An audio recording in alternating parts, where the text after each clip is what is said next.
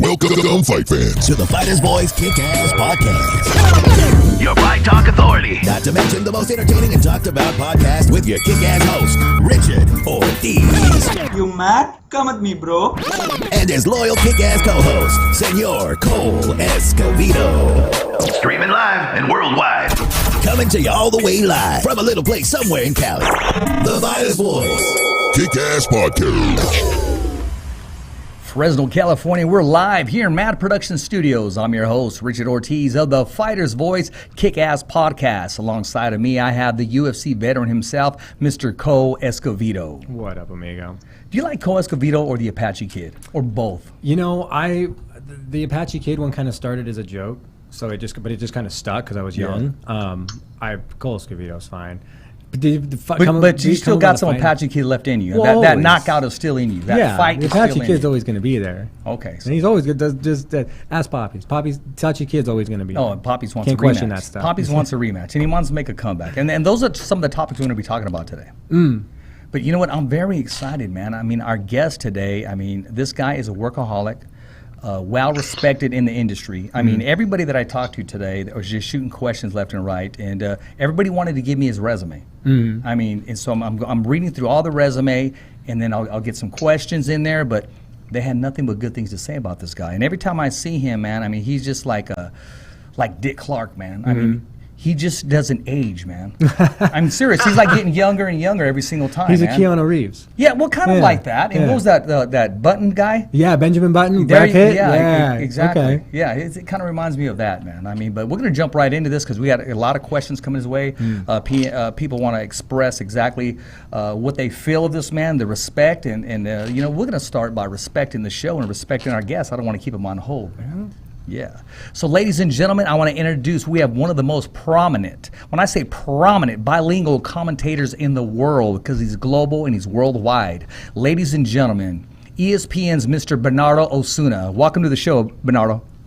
Hey, Richard Cole. It's a pleasure to join you today on the podcast. And, I really appreciate that. What you're saying, it just means my parents raised me right, and that's the greatest tribute you can give them, is the fact that you've heard good things about me and that I've treated you well. When we've met, and I do pride myself on that, on the over 25 years that I've been covering boxing, so I really appreciate that.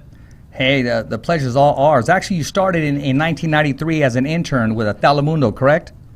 Yeah, I did. So I got really lucky when I was in between my junior and senior year at Loyola Marymount University, and I started to learn how to produce sports at Telemundo at the time, and I did that over the summer.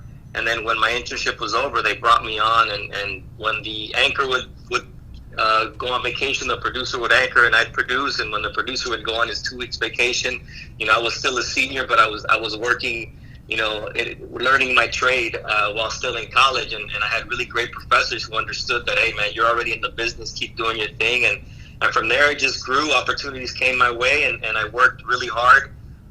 Once I graduated Loyola in May of '94. It's interesting because I got my first break in television thanks to a professor. It was Latin American history professor, Reverend Ernest Sweeney, a Jesuit, and he knew a producer who was working at Univision at the time, Pablo Urquiza, and right before I graduated, he said, "Hey, I'd love for you to meet this person. He's a producer. I know you're already working in the business, but I'd like for you to meet him." And I almost did it as a favor to the old man, right. the old Jesuit priest, and he got us together. And this. How do you tell him no? I said, how do you say no to a free meal? That's like the first thing about being in the media, right? You never say no to a free meal. No. He hooked me up, and that conversation turned into an opportunity, and from there it was just work, like you said, and it hasn't stopped since. Thank God. Well, talk to us about 2009 and 2010 and working with Brian Kenny. You know what? Working with Brian Kenny, when I was a guest analyst, as it was a rotating panel. It was Bernard Hopkins, Dan Rayfield, BJ Flores, and myself would rotate in once a month. And Brian Kenny is the smoothest in the business. Yes, he is. I learned a lot from him. A great host, just knows how to set you up, make you look good. And I really, I was making the transition from, 18 years in Spanish television, working at Univision and Telefutura, And working with BK was a great introduction to Friday Night Fights, ESPN, and it eventually became a job for me. Yeah, you know what? Let's talk about Friday Night Fights, because you were the host in the studio for Friday Night Fights, correct? ESPN host, so and BK it just took off. Once BK left to go to Major League Baseball, I became the host for a year. That didn't work out so much, but then, it gave me the opportunity to become the reporter and do some play-by-play, which is what I'm doing now. And I think, the beauty of where we're at right now with ESPN is that we've got an amazing crew, and yeah, you do. I think I'm in the best place to succeed right now, where ESPN really maximizes my value, what I bring to the table, what my expertise is, and with Joe Tess doing blow by blow, and Andre Ward and Timothy Bradley doing the color analysis in their own different styles, and with Mark Kriegel, just an amazing essayist that brings a whole different dimension to the show. And then myself being a bilingual reporter, and using my relationships that I've built over the years with these fighters, with their cornermen, to really be able to get in there and get that information, and then being able to translate on the fly. I think it's really opened up a great opportunity. But it all did start with Friday Night Fights, where I started to grind my teeth on the English language. I was doing soccer with Fox Sports Net, calling MLS games for Chivas USA as a color analyst, but that was my first foray into English language boxing, and it really, set the tone for where my career is today. Well, actually, we talked about it, you briefly said that didn't go too well. I think it made you thirsty. I think it made you hungry for boxing, to accept the sweet science for what it is. You embraced it and you made it yours. And when you were talking about your team, I don't want to forget about the beautiful, the talented Miss Christina Potcher, who actually says hello today. Hey, CP, she's amazing. She just celebrated her 10th year Yes. with Top Rank just a couple days ago. So, it's one of those things that when you get to be a trailblazer like she is, and like I've been able to do for young Latinos to be able to, follow in my footsteps, and you know how hard that is yourself. Absolutely. And so it's wonderful to have a woman who goes out there and really knows her trade, and we have great conversations, Christina and I, about, where we want to be, and just having the patience to understand that it's a long haul. I've been in this 25 years, and I just tell her, you're only in this 10 years. It seems like a lot to you, but, the road is long, and the opportunities will come. She's as talented as they come, and we will all get our chance, at the spotlight. And we just have to do well at what we do now, and when those opportunities come and they open up, we just got to hit it out of the park. Exactly. And you know what? I like to say she's a regular on the show. She's been on here 3.5 times. I say half times because she's still a mom. She was on here live. Remember that, Cole? And she was being a mom as she was on. And she'll always call us the Fighter's Voice family. So I'm glad that she considers us family and more than friends. Cole, when we worked with Christina, I mean, she was nothing but a professional, just as Bernardo explained to us.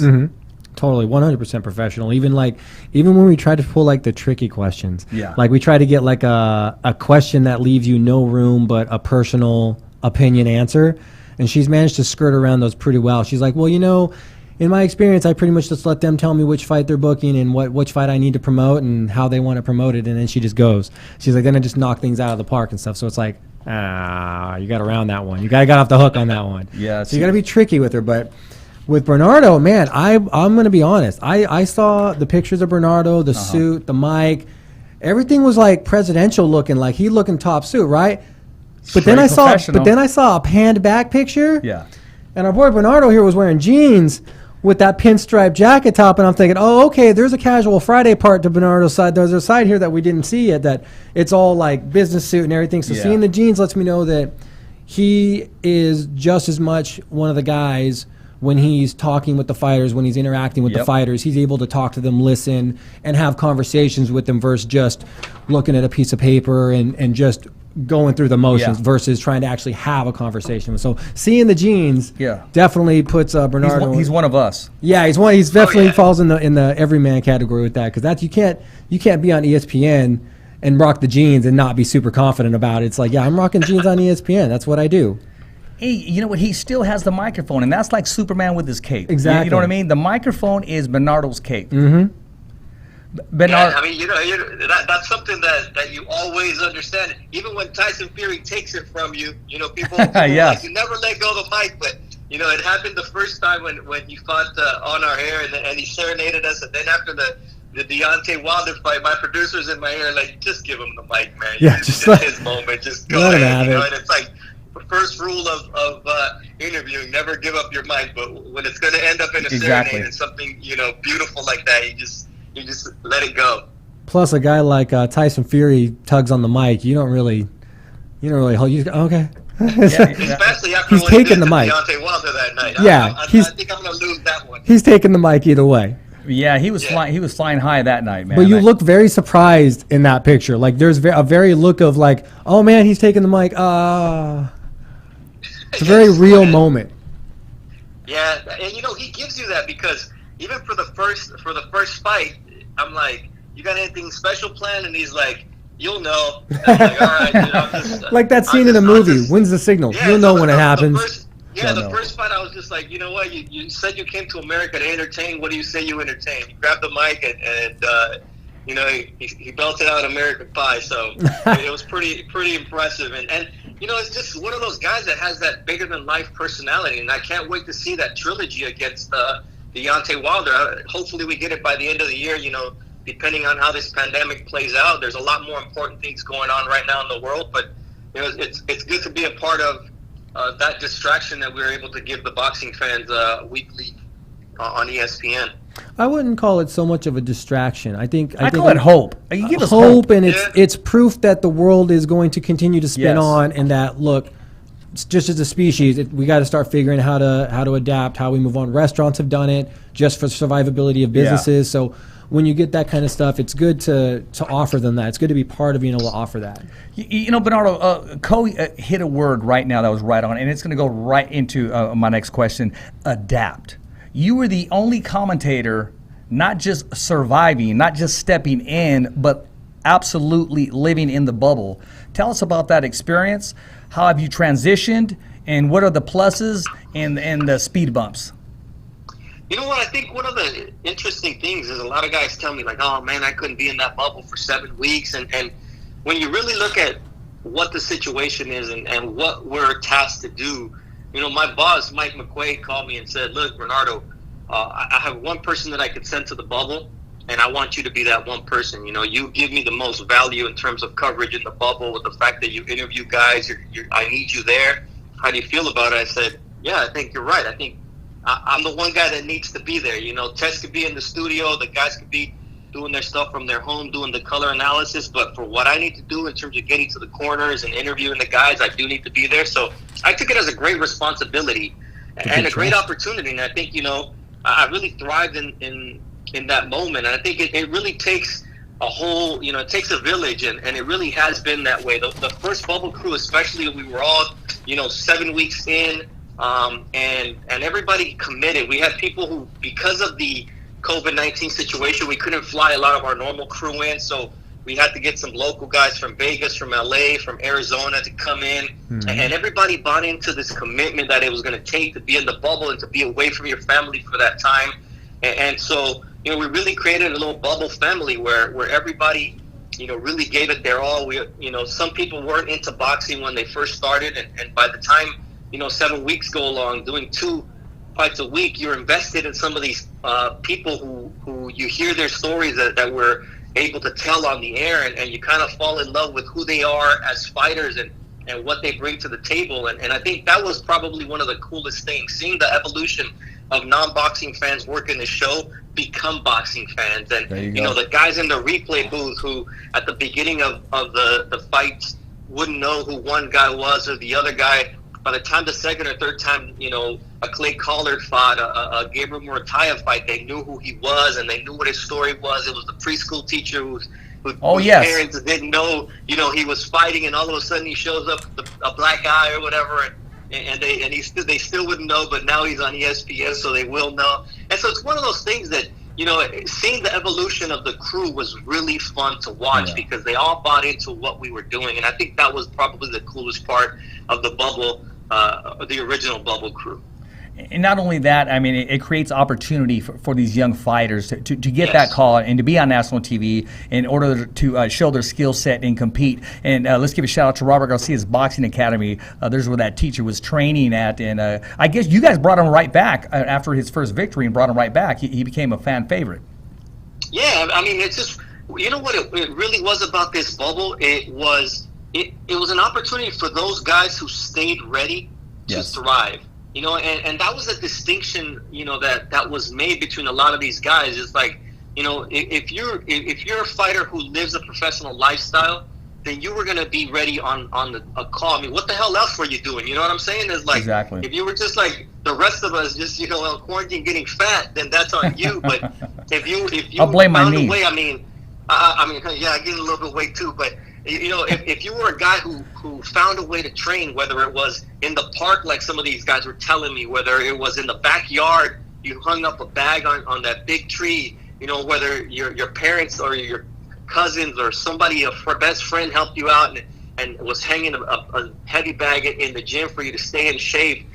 Some people had keys to a gym where they would be alone and they'd be able to go. And really, it gave you an opportunity to see the haves and the have-nots and those who really had a gym available at their disposal, because a lot of times they were closed and they couldn't be open.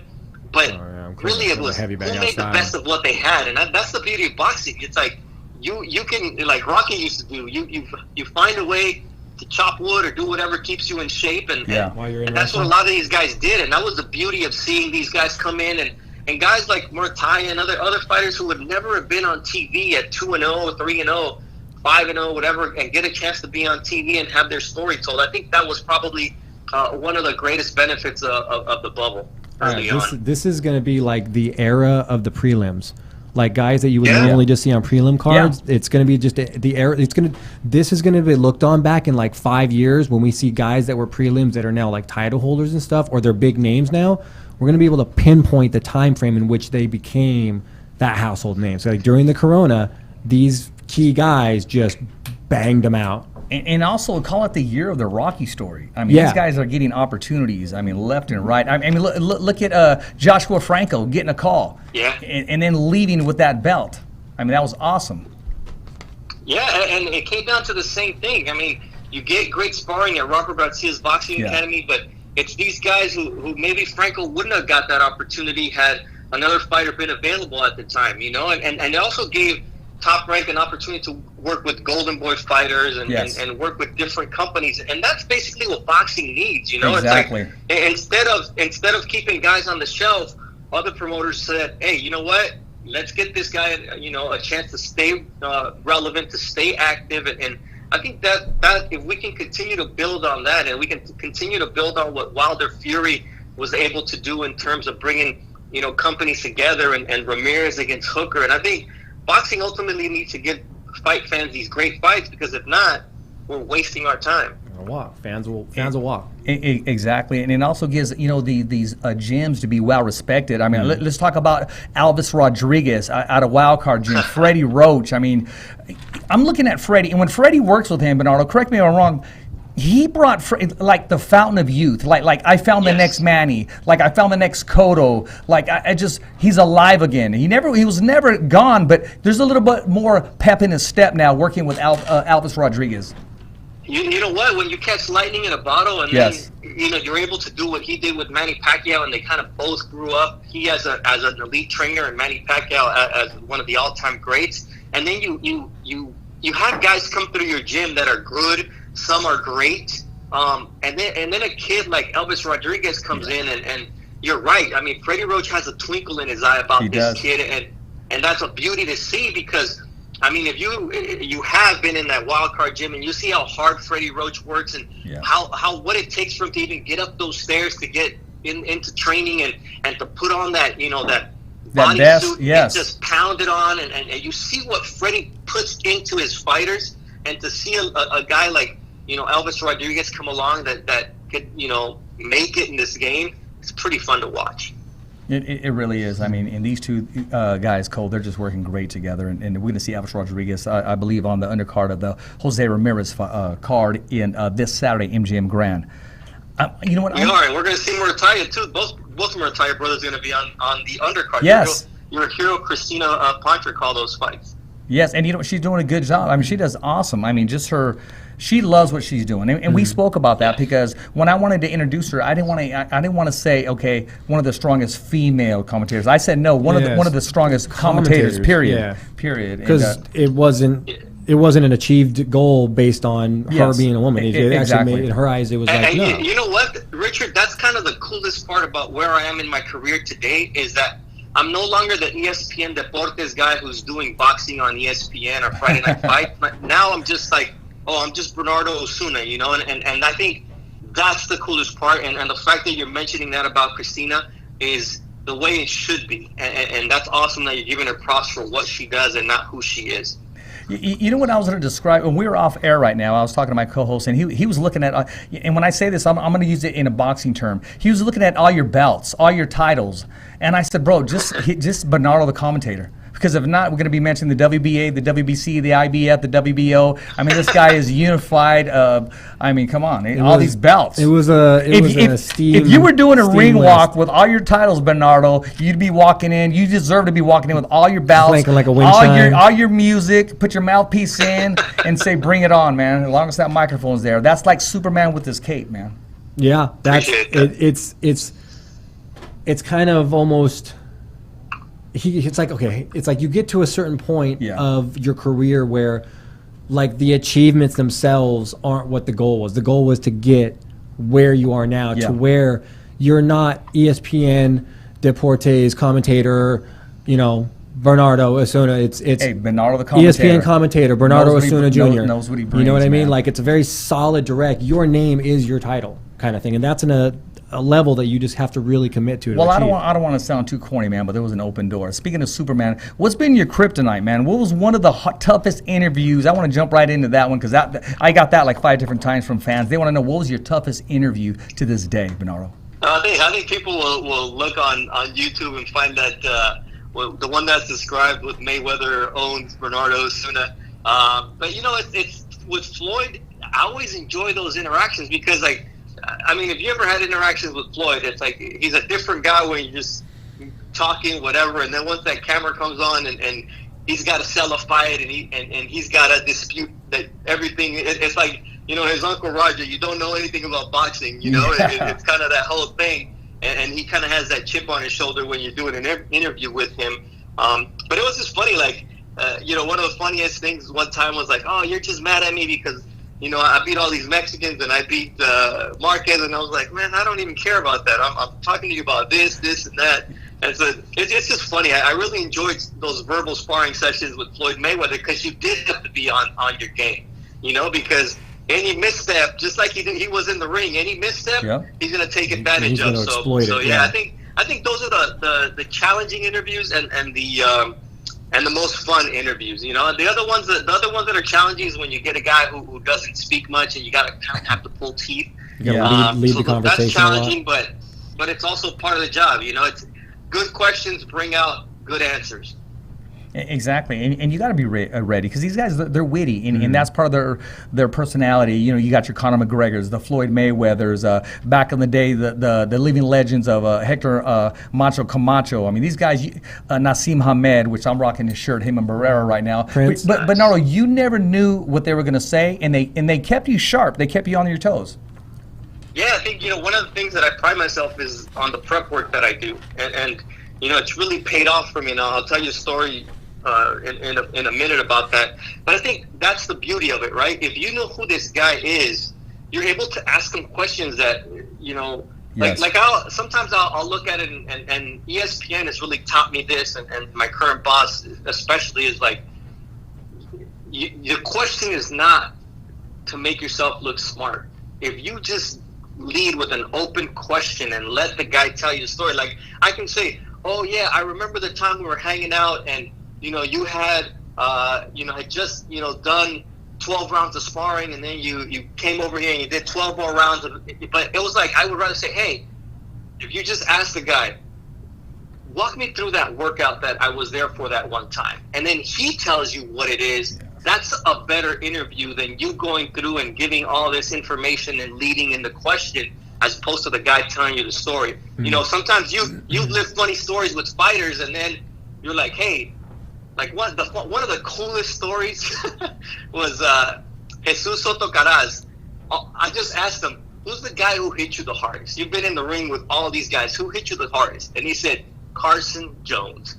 He said, he hit me so hard that the next day I went to the toilet, I sat down, and I couldn't get up. He's like, I dropped the deuce. I had to yell to my wife, like, Flaca, come help me.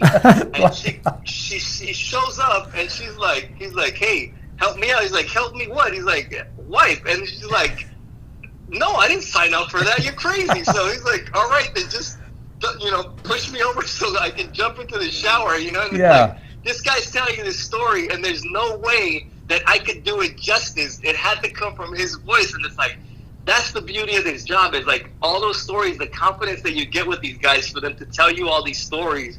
And that's the beauty of doing this over the years. And you know what? That's that advantage that you have because knowing the fighters and getting along with them at a personal level. And they're able to tell you more because, Bernardo, they feel so comfortable. It doesn't matter if the lights are on them. It doesn't matter if it says ESPN or Top Rank. They're comfortable. They're in their comfort zone because they're talking to you. The only thing they see is you with a tie on, as opposed to when you're hanging out with these guys, the respect that you get talking to them with the pre-fight meetings, etc. What's one of the most strongest relationships, kind of personal, that you built through the years with the fighter to this day that you can actually call your friend?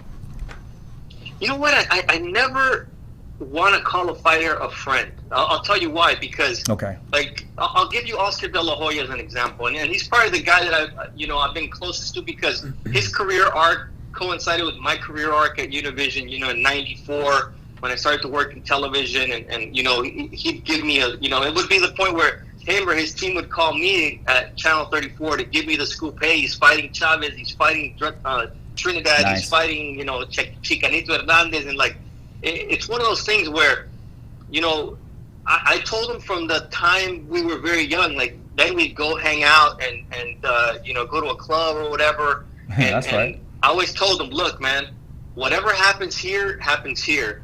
But if you go do something dumb, I gotta treat it as a story because that's my job. So it's not personal, and whatever I see here, I won't talk about, but whatever becomes a story, I got to report, and that happened with the whole Cabo situation and whatnot, and it didn't affect our relationship because he knew that was my job, and that was it. And I think the biggest thing was, like, he would tell me, hey, I'm gonna fight this guy, but don't say anything until I tell you. And like, when you create that bond of the rapport, that trust, being a source and trusted, and not, I could have just wanted an exclusive and blown it out, and see if you'll give me another one later on. But I think if you ask fighters about me, they know that if you tell me, hey, I'm gonna give you a story, but don't say anything until I say it's okay. I've never once, not once, have I ever betrayed that trust with a fighter. Violated that bridge. Yeah, that's a good one. That's key. It's a good bridge. That's why you don't your want to burn. reputation speaks for itself, Yeah, exactly. And a lot of times I always think to myself, okay, he's letting me know, and he just wants to see if it's going to come out. And you know what I always tell him?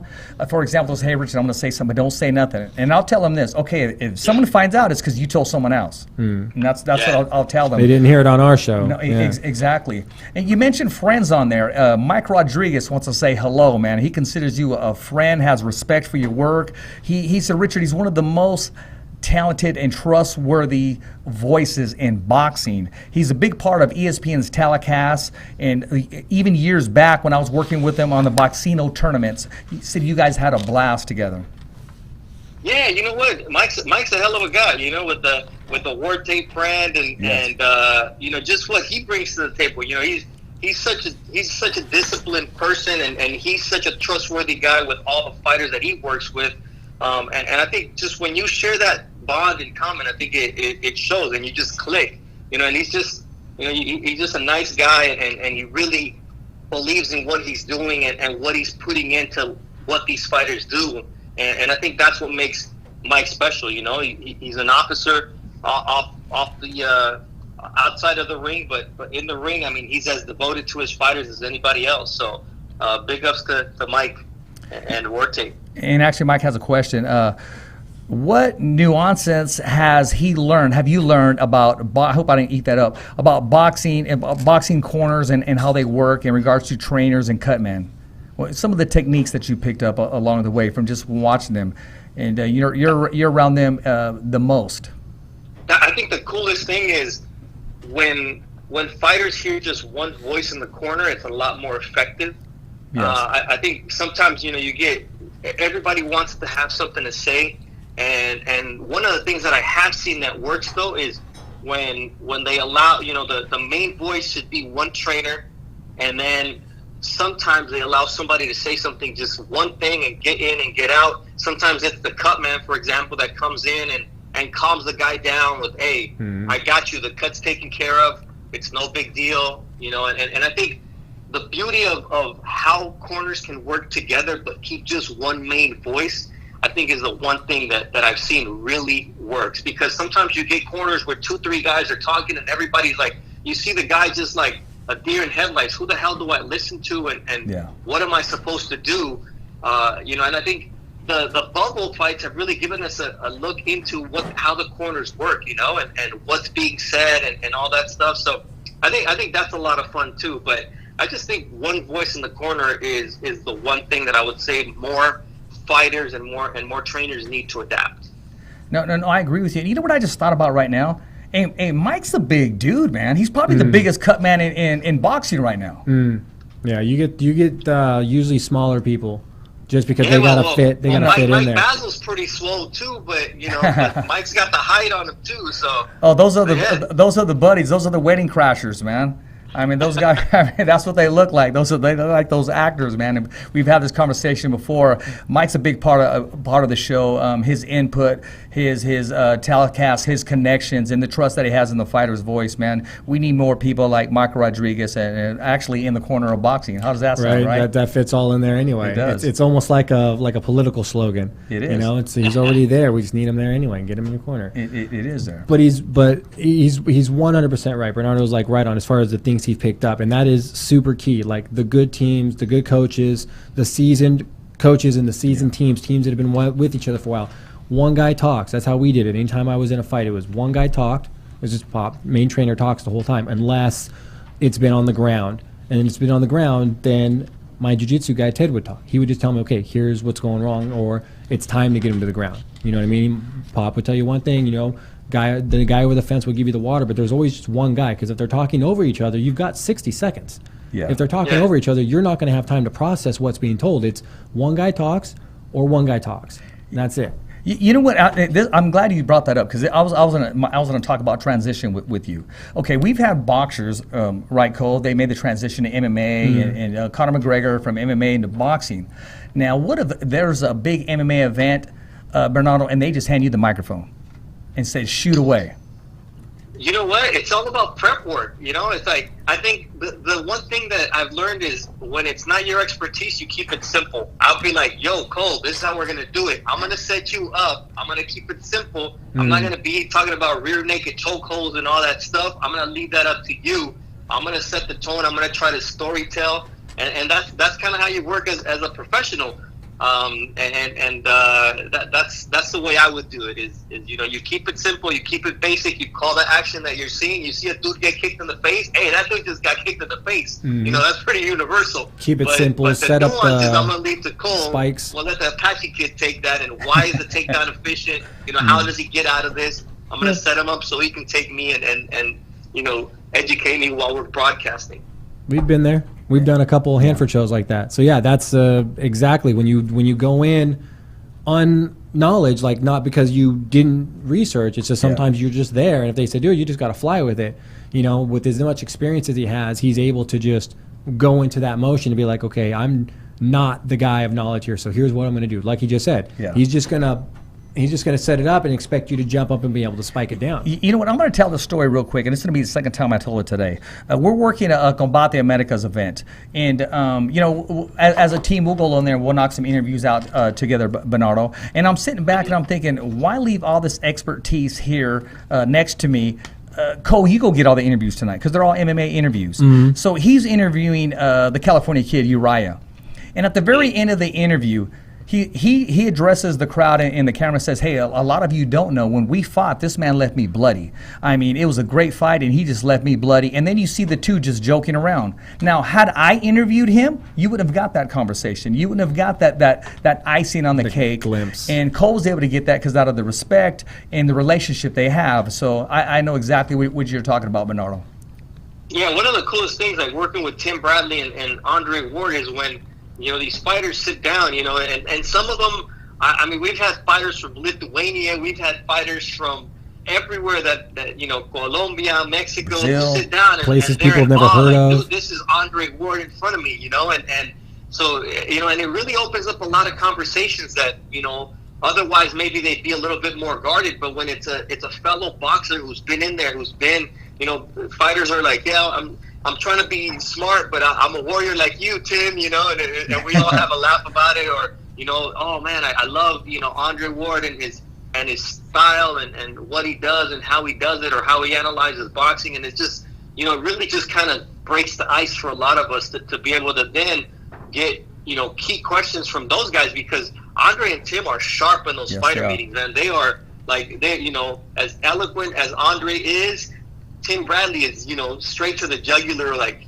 yo, why didn't you make weight? It's like, boom, and it's like, oh, well, this and that. Well, isn't that your job to make it? And it's like, it's so great, because if I do it, it's like, oh, what a jerk. But if Tim does it, he can get away with that. He earned that respect. You can't tell this guy who's been cutting weight all his life that it's not possible. You know what I mean? It's like, you have to take ownership of it. So it's actually pretty cool to have that opportunity. So yeah, maximize those opportunities when Cole's with you, because they will open doors that usually aren't open for us. Oh man, we've been kicking those doors open. Like we 100%, man. You're right on the money. We've taken what we know. Like, for example, Rich brought me on as like just a guest one time, and then after that he was my like, guest, hey, Bernardo, and I said, you ain't going nowhere. Yeah, he was like, hey, we'll just what if you just came on and just talk? 'Cause we'd done commentary down, we'd done one, and then we did some down the road later. It's like, why don't you just come on and just, I know you don't know anything about boxing, just come hang out, we'll just talk about it in general, like give us your thoughts as far as just that. And then he tricked me, Bernard. Like, he tricked me into it. Like, he tricked me, but it was an opportunity where he wanted to say, hey, I'm going to, he's like, I'm going to trick you into doing something that I think you would enjoy, if that makes any sense. Yeah, and then here I am. Bernardo, he said, only call me on when we're going to have a MMA fighter. I said, okay. And I said, I'll see you Wednesday. We had a boxer come on. Yeah.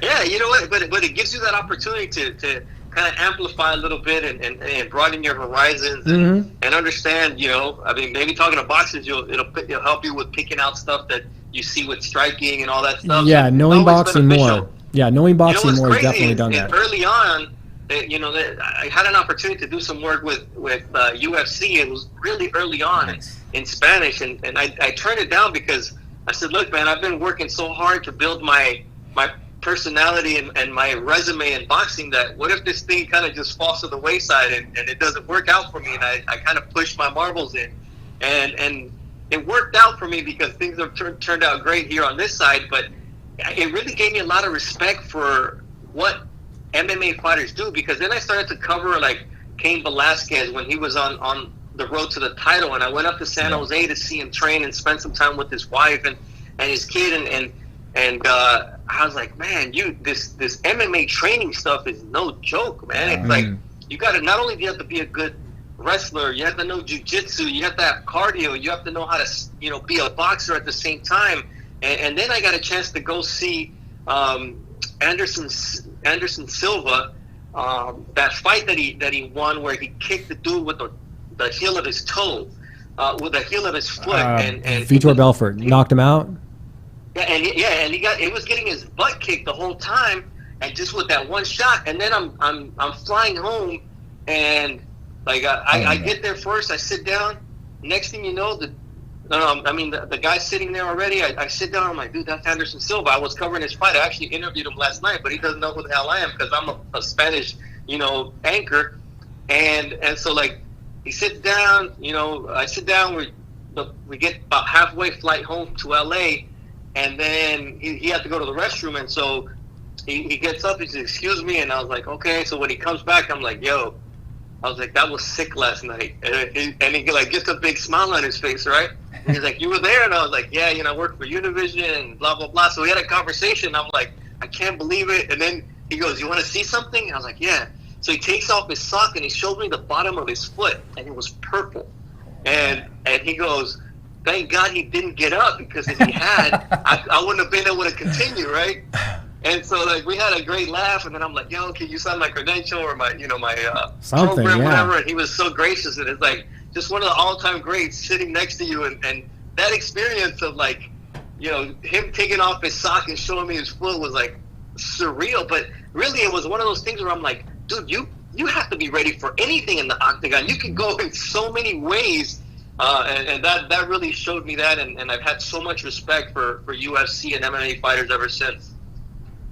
And Anderson Silva is such a people's person too. I mean, he made a phone call to Big Al Gonzalez. I'll share a quick story with you. When the way he broke his leg, right, Anderson Silva, we had a similar incident by one of our fighters who's signed with Bellator, Big Al Gonzalez. He broke his leg also.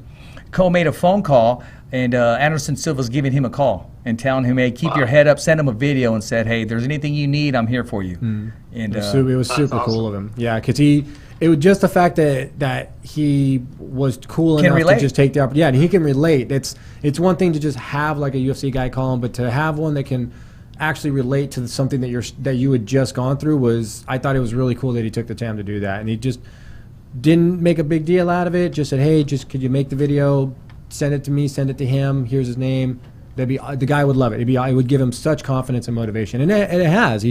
He was a super motivated guy as it was, and now he's even more motivated because now he's just dying to get back in there, like dying.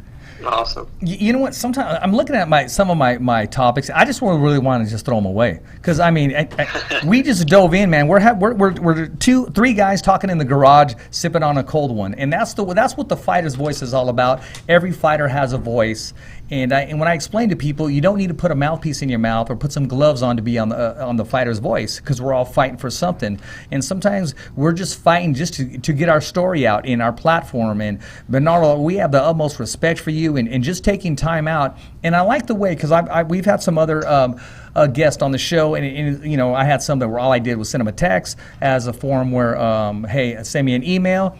But I liked what you said, and he said, Richard, send me an email so I can send it to my boss in ESPN, and we'll wait to get it cleared. And just knowing that, I mean, to me, I was getting goosebumps when I was writing it together, man. I was just putting it together, so it felt kind of cool. Thought I'd share that with you. No, you know what? I think you got to do things the right way, and it's a pleasure to join you. But to have that company behind me and to just help me grow, I think that's been the coolest part about being with ESPN.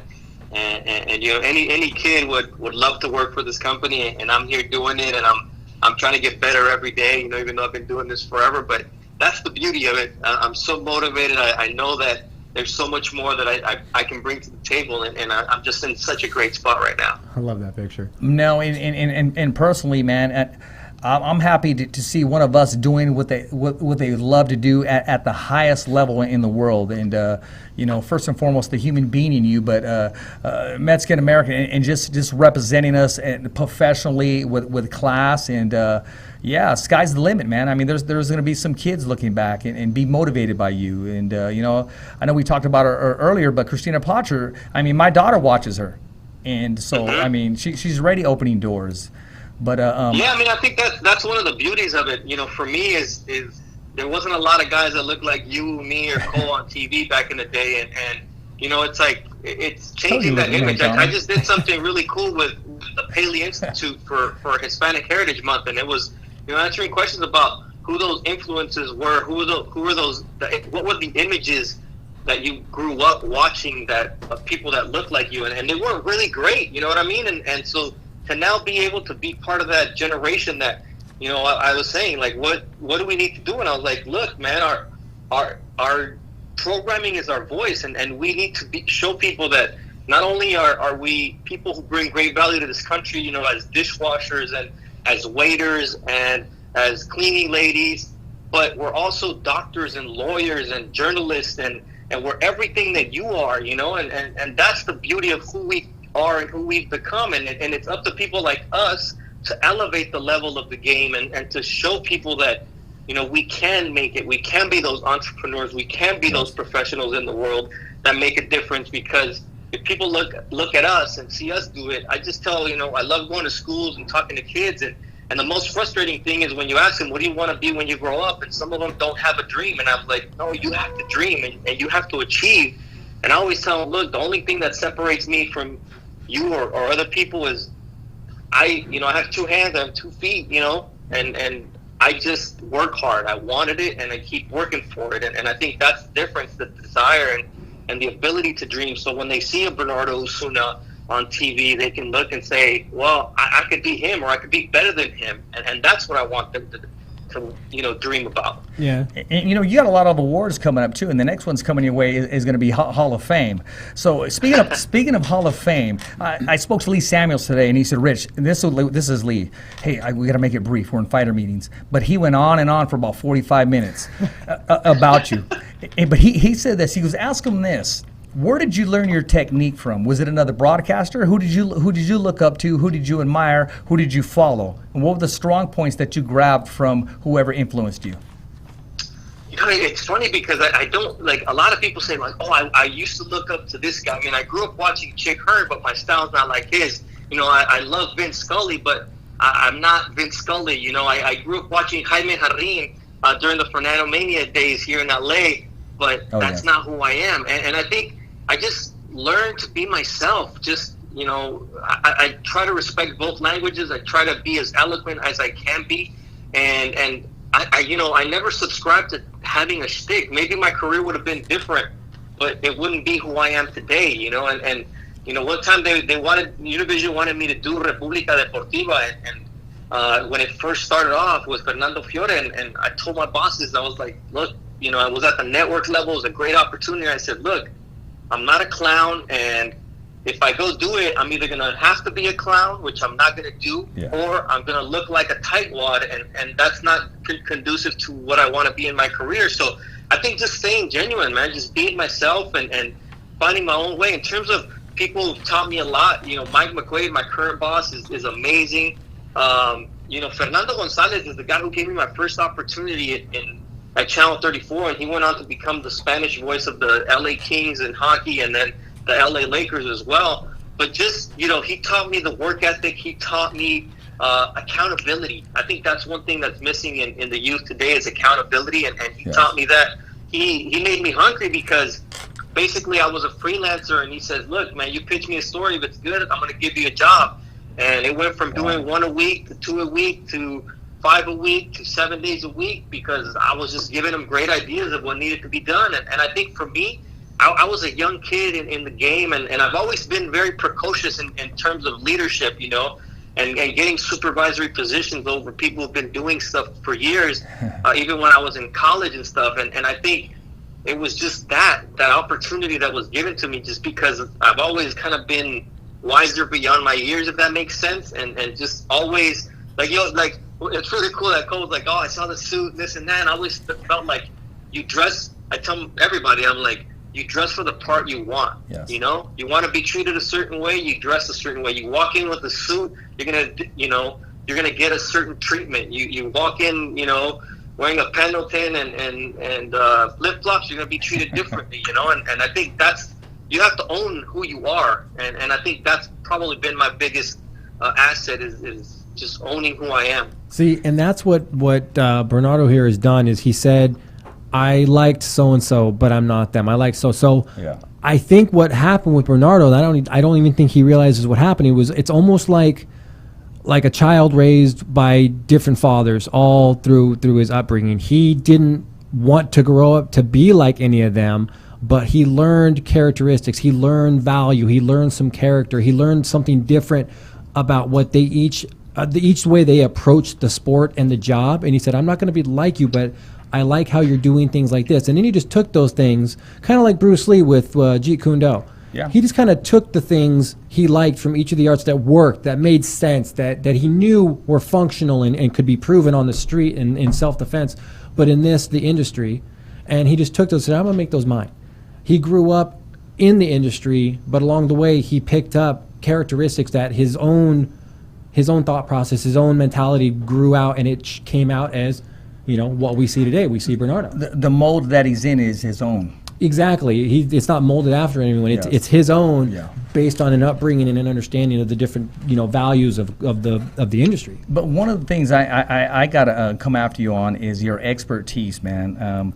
Let's talk about this Saturday. Let's talk about Jose Ramirez taking on Victor Postol. And how do you see that fight materializing? And I know Freddie Roach would want nothing more than to bring those bouts back to Wild Card Gym. I mean, you know the whole story, but you also know the respect that they have each other. But whenever there's a matchup and you got Robert Garcia on one corner and then you got Freddie Roach on the other corner, I mean, are we looking at the fighters or are we looking at the breaks in the corner? Because they bring it and they leave everything in the ring. Both. I mean, I think that's what makes this fight so intriguing. I mean, plus the fact that this fight has, you know, when you talk about COVID affecting fighters, I mean, I was literally receiving my visa to travel to China to call the fight when it was called off, and Victor Postol was already there, and Jose Ramirez was on his way to the airport when they said, turn around, we'll let you know what's going to happen. So they had it canceled then. It was set for Fresno in May by Rick Meridian. It got canceled again. And so when you look at it, it's like these guys have been in 3 different training camps for this fight. They're so hungry. And I think that's got to be the biggest question is, you know, Jose Ramirez goes into that RGBA Academy and they throw down, whether it's Virgil Ortiz or a lot of the guys that you know, he's sparring. It's high-level sparring. Sometimes it's Mikey. For Victor Postol, Sometimes it's Mikey. Garcia, yeah. So you learn or you learn, you know. So that's pretty interesting. But I think the fact that Jose Ramirez is so hungry. I mean, this guy has a plan in mind to be the undisputed champion at 140 pounds, and then when he does that against Josh Taylor, to move on and take on the last undisputed at 140, which is now a champion at 147, and Terrence Crawford. So, like, I think he's so intent, and you know better than anybody after interviewing him since he was a young kid, just what he's been through in his makeup. I think he's been counted out his whole life. He's been told he's slower than the guy across the ring from him, that he's not, you know, as technically gifted as a guy in front of him, but he just finds a way to win. He digs so deep. He's got these roots inside of him, these Latino roots, his hard-working parents and what they've been through and what he's gone through as a kid and what the people in the Valle go through. And he carries all that in the ring. And for some, it's heavy to carry, and for him, it's not. It's what uplifts him and what makes him who he is and what makes him embraces it. Yeah, 100%. And I think it's, you know, Postol's going to give him a heck of a fight because he's hoping to get that one that knocked out Lucas Matisse in 2015. He's never captured lightning in a bottle again like that. But if he, you know, he's looking at what Chon Cepeda did and making it a tough fight, boxing from the outside, you know, moving, and he's got those long arms that, you know, he could make it a tough fight for Ramirez, but I think he's just going to end up breaking him down, getting on the inside, and just doing what he does. No, I agree with you. I mean, if he tends to slug it out with Ramirez, I think it's going to be an early night. But Postol, I mean, he is hungry, and this could be his last opportunity at a belt. So he's going to bring everything. This is no pushover, no slouch. But like something happens when Ramirez is fighting for those straps. He just becomes your worst nightmare. Looking across, you're absolutely right. He finds a way. He wins those championship rounds, and he puts himself in risk in order to land his own bombs. Yeah, and when you look at Postol, I mean, look, this guy's only defeats have been against an eventual undisputed champion in a unification fight in Terrence Crawford, took him the distance, and then unbeaten Josh Taylor, who's now the other unified champion at 140 pounds. So when you look at it, you know, I always talk about A-level guys. This guy's A-minus. I mean, he's right there. It's just, you know, there's guys who grow up in an era and never get a championship, and we've seen that historically. Yeah. Like, that could be the case. Well, he got a championship, but that could be the case for this guy who, in any other era at 140 pounds, maybe he has a chance to do something different, but he just came in at a tough time with Terrence Crawford, Josh Taylor, and Jose Ramirez. Yeah, there's a lot of fighters that never really got. I mean, like Kenny Norton, he inherited the belt. He really never got that decision, even those close fights with Muhammad Ali, and they're just coming out of a tough era, man. I mean, these guys, they're good, but they're just not good enough to get that strap. And I hate to put that on there, but it's just you just have other guys. They just got that tenacity, that pedigree, and they were born with it since day one to be a champion, to put themselves at risk and to bite down, and it's either you or me, and they find a way to be victorious, man. Yeah, I mean, he did have a title, but it's just that stardom that he never was able to get, you know, because he faced the guys who would become the stars, the Terrence Crawford, the Josh Taylors, and you know, it's just a very interesting dynamic in this sport where, you know, on one night he was great against Lucas Matisse. Yeah. And then he just never was able to capture that again at the top level. Gatekeeper status, kind of. role that it sounds like he fell into. He's not quite able to get that belt, but like Frank Yeager was that way for a while. Wasn't quite able to snag that gold, but and then he you had to go got it. through him to get to the title. So he was always like, Yeah. if you couldn't beat him, you ain't getting a title shot kind of thing. Tough as nails was going to make you fight the entire fight. This is an earn it fight kind of guy. Exactly. Yeah. Bernardo, let's talk about two guys who have earned their titles, and they got their titles, and they're going to be putting their titles on the line, and it can go different ways. And we're talking about, I mean, the man, the myth, the legend, Lomachenko. I mean, taking on Teofimo Lopez. I mean, this kid is hungry. He's big. He's strong, and the bad blood is real. Yeah, and I commend these guys for making a fight when it's supposed to happen, whether they, someone took a pay cut or the negotiation leverage they had to use, because, you can't fault the guy for looking for the biggest purse, No. but rarely do we see fighters nowadays seek to establish that legacy, Now we have many fights that go past their expiration date, but this one's happening on time. And, Yes. Teofimo blew out Richard Comey in spectacular fashion in winning the title. And, Loma, he's looked vulnerable at 135, and he understands that he's really a featherweight, 130-pound max. But, Linares dropped him. Luke Campbell had a few good rounds against him. But then again, he finds a way to win. He's got the skill set. He's also got that deep power, which we haven't seen in Teofimo yet, because he hasn't had to show it as a pro, The Nakatani fight is when he went to distance and just did not have a good performance that night. So you also see the weak spots in Teo, and you could see it going either way, but you could also see Teofimo landing that right hand and just doing something that establishes him as a superstar right off the bat. And his dad has called it since day one. Yeah.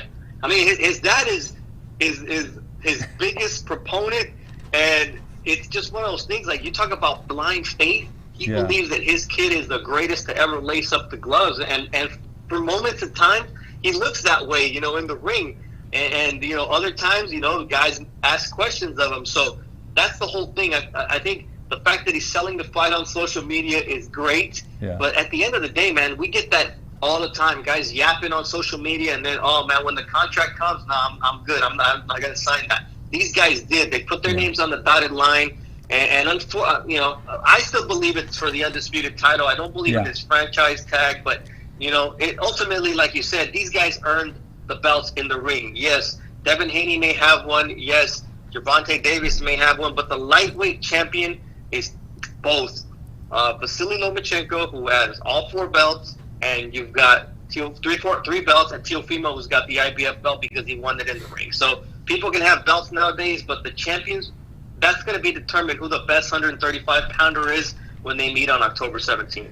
You know what? That's a whole show in itself, and I can't wait to have you back. I'm not kicking you off yet, but I can't wait to have you back and just talk about all these belts and the true meaning. What do they mean now? You got these intern belts, you inherit a belt, but I'm not going to waste no more time on that. You hit it right on the nose. But what I do want to talk about, first of all, how real is this comeback, and who will be under the radar for Oscar De La Hoya, and who do you think will be in his corner for Oscar De La Hoya? What's your take on that?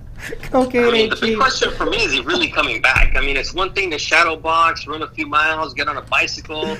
It's another thing to spar and then to put in a full camp, Yeah. And everyone remembers the glory days, right? But Oscar De La Hoya got blown out by Pacquiao. 4 of his 6 losses happened in his last 7 fights. People look at Mike Tyson and romanticize. I mean, Mike Tyson lost 3 of his last 4 to guys like Kevin McBride and Danny Williams, who in his prime had no business with him. The Lennox Lewis fight, I get it. But, people romanticize, and boxing is not a game, man. It's not like you could just go to the batting cage. I'm going to borrow that word. It's like, bro, boxing is real, man. You're risking your life, and we don't know what his brain looks like. I don't really think, Nevada definitely won't sanction a fight. California, maybe not.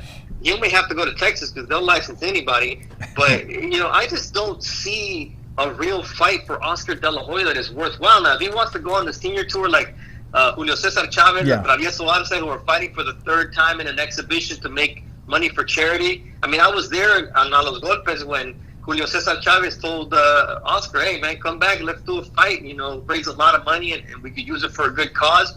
That I would love to see.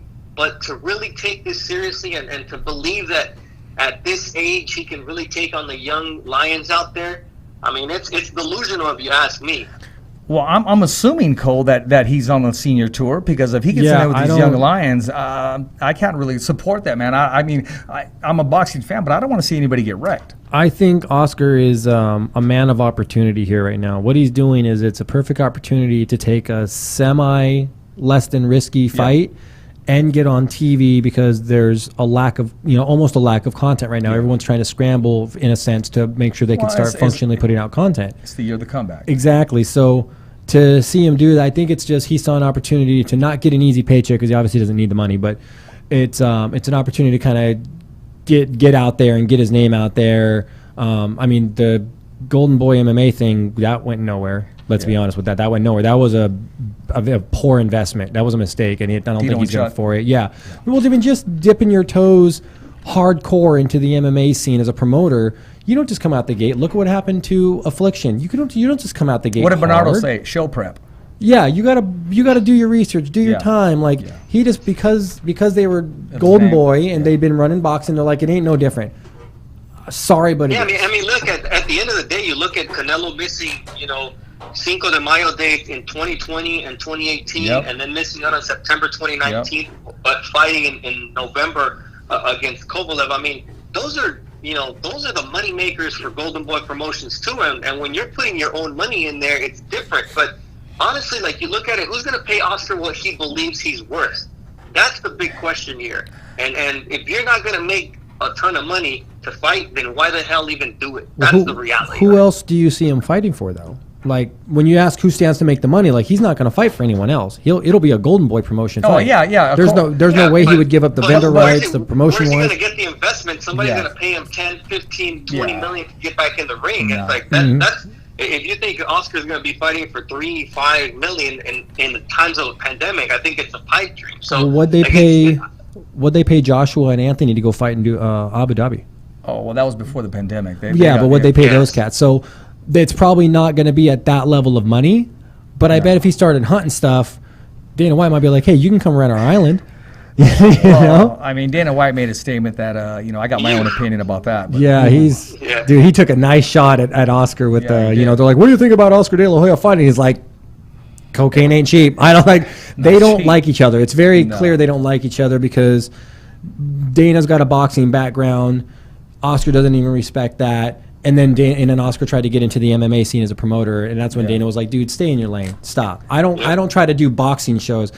But he has been seen talking to Mayweather about some type of an event. Well, not just him. I mean, I know he visited Robert Garcia Boxing Academy. So Dana's one. Well, they're building a hotel. Yeah. UFC's going to build a hotel, and they're going to cut out like the middleman, so to speak, and really have control over that bubble. Building their own bubble. Mm-hmm. Bernardo, if you could name an opponent, who would it? We'll say the senior tour. I mean, and who do you put in front of Oscar?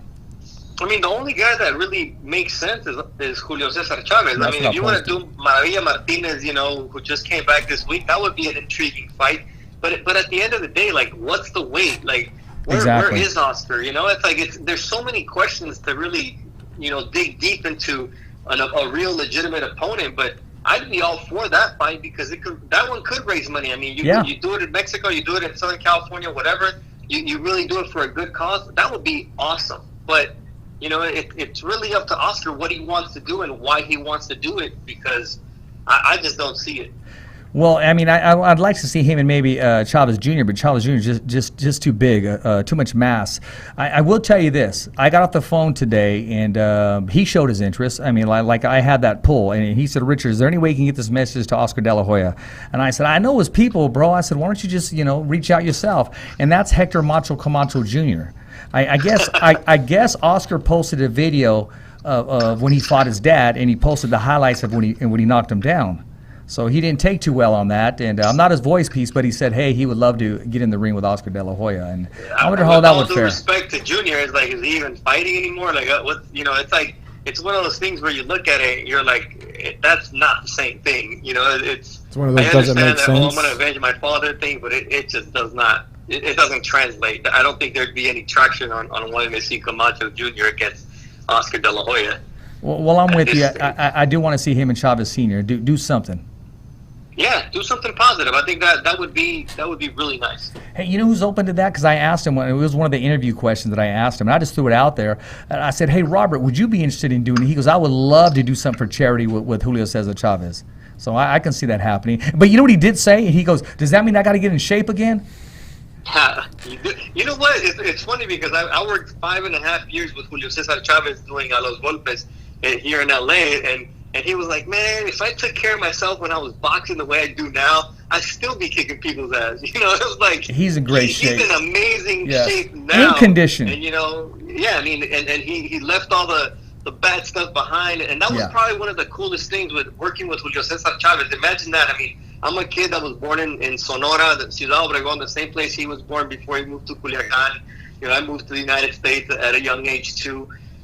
Then I grew up watching him as a fan, and then covered him as a journalist, and then to be able to work with him and to see who he's become as a person, I think that's probably the coolest thing, because I got to cover him when he was a mess, and now to be able to have worked with him when he was, you know, right, was probably one of the coolest things to see. Well, you know what? He reinvented himself, because he was not on his way to doing what he's doing today.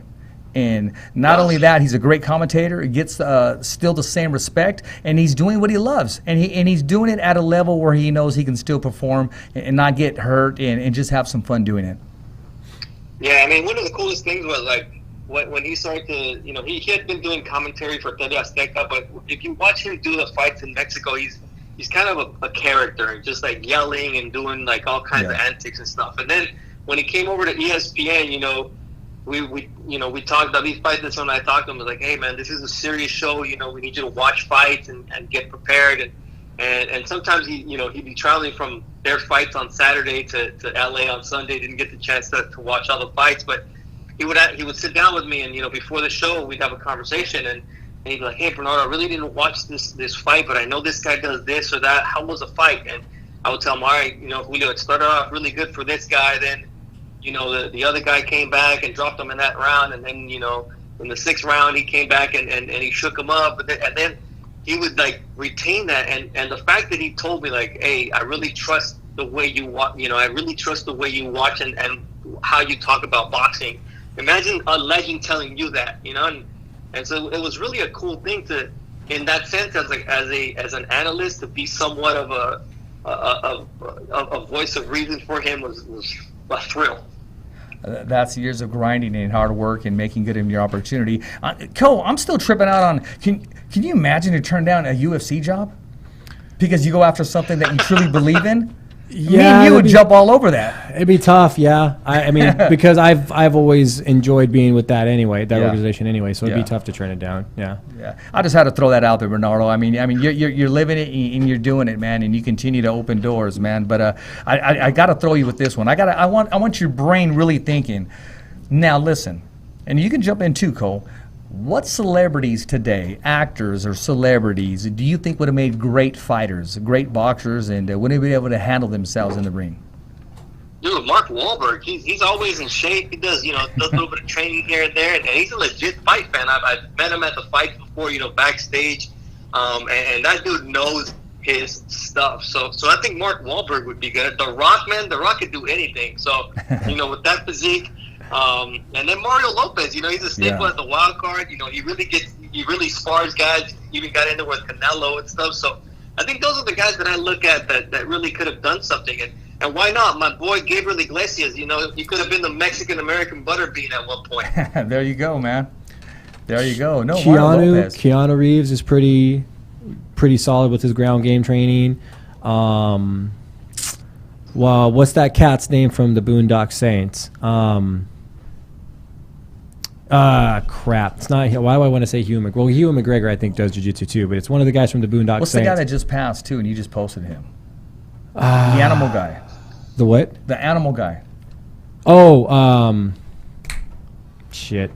Oh my god. The animal guy. He had his own show, the crocodile guy. Yeah. Oh my god. Why is his name escaping me? I know who you're talking about. Yeah, Steve. Yeah, Steve Irwin. Yeah. Yeah. That's he did jiu-jitsu with his staff. I didn't know he was grappling. I didn't know that either. So to find that out was you know, he's going to wrestle alligators. I probably wouldn't want to mess with the guy because his risk to reward level would be insane. He's like, I've wrestled alligators.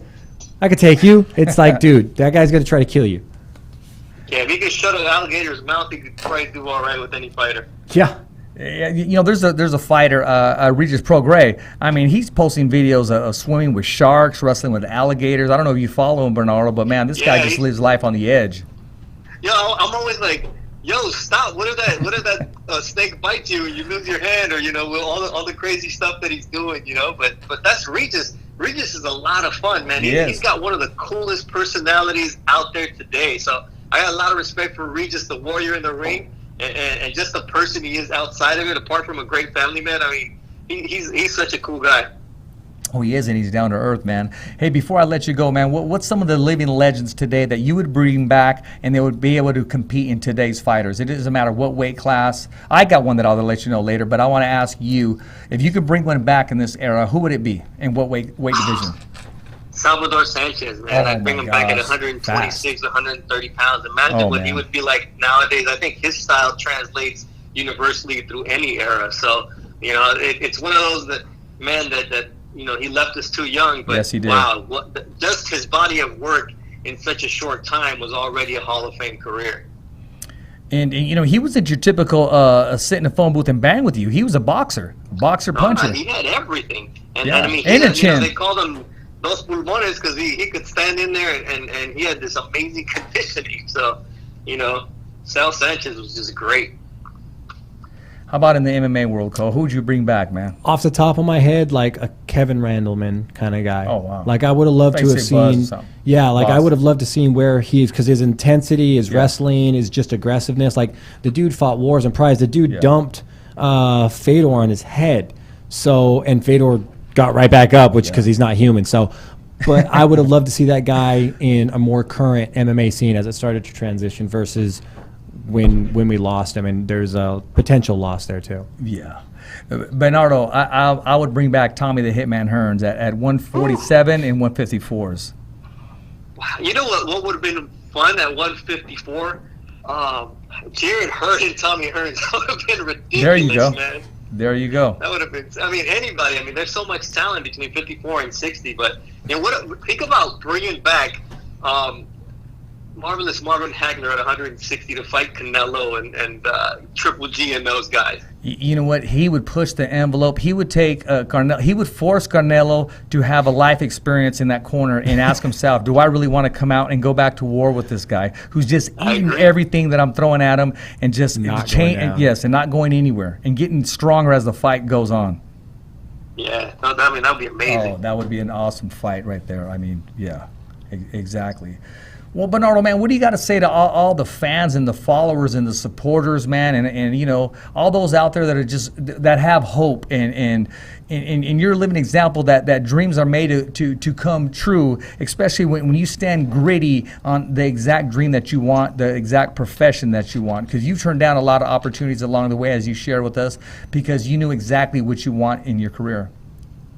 I think that's it. Just dream big. You know, I was taught early on by my parents that you know, you reach for the moon so you can land in the stars, and I can actually say that I've done that, you know, and that, you know, I tell my daughters all the time, you know, they're both in college now, and I always tell them, you know, the only person that can stop you is yourself, and I think a lot of people let other people determine who they are, and nobody determines your worth but yourself. So I believe it's very important to have faith in God, to have faith in yourself, and to always believe in yourself, because even though you're going to fall, you should get up, and you should get up having learned something. And if you can do that every day of your life, then you're going to be a better person for it. So, you know, I just believe that never take no for an answer. Just because one person says no and doesn't appreciate what you bring to the table, eventually someone will, and I'm living proof of that right now with ESPN. The way things are going, my career is somewhere that I didn't know I would ever be at, and I have the hope that it's even going to be in a better place in the future, just based on hard work, dedication, and I'm believing in myself. So go out there and work hard. You know, a lot of people don't know this, but the first 5.5 years of my career, in television, I didn't have a single day off. I was working 7 days a week and putting in 80 plus hours a week. But you know what? I got paid to learn my trade. You have to pay your dues. Nobody's going to give you anything. Nobody's going to pat you on the back when you do things well. And they are going to kick you in the butt when you do things poorly. So learn every day, become a better person, and any dream is achievable. Right on there. What you got for him, Cole? He's pretty spot on with that already. He's How do you made it follow pretty. that? He's basically cut out a nice, clean little blueprint to follow, and it's really it sounds like almost sometimes easier said than done kind of thing, and it can be, but if you apply yourself to something, like I always tell my kid, I go, dude, if you applied yourself to like school and work, like getting a job and stuff like that, as much as you apply to like some of his video games that take like a lot of commitment, I go, bro, you'd be rolling. Well, speaking of video game, you did a voice for one of Don King's games, correct? Yeah, I did. I got a chance. That was a cool story too, because I got a chance to go when Fernando Vargas was in his heyday. Fernando Vargas was with EA Sports. It was like Don King Presents 2001, I think, is when it happened. So he went out and I did a story with him where he was getting his 3D body scan, and so then they were like, hey, you wanna do this? We'll do a body scan for you. I was like, all right, cool. So then they did a body scan of me and made me a character in the game. And they were like, all right, now can you voice the Spanish version? And that was cool too. I mean, so just those opportunities that just happen, and you just got to be right place, right time, and have the right disposition, and it worked out. You need to start doing some gigs like the Disney Channel or something, man. These Spanish cartoons. I know, right? Hey, No, really. I can see that. You know, I'll be shopping that around. Right now, Disney Plus, the market's there. Well, right now, wherever Bernardo goes, man, I mean, you know, he's just turning stuff down along the way until he gets what he wants. I like that. Iron sharpens iron, man, and you're on the show. And I appreciate every time that I talk to you, you say, hey, I'm watching you. And so I do appreciate that, Bernardo. I do. No, I appreciate everybody's hustle. You know, there's a lot of people out there looking to make their dreams come true, and I never knock the hustle from anybody who goes out there and puts in the work, because that's what it takes. You know, that's what it took me. Some of us get to do it on a different stage every day, and other people like yourself are doing it on your own, and I respect that. And so keep doing it. You know, keep doing it. Keep believing in your dream, and keep working every day to make it happen, and it will, because you know, good things happen to good people. It just may take a while, but you'll get there. Yeah, I appreciate that, man.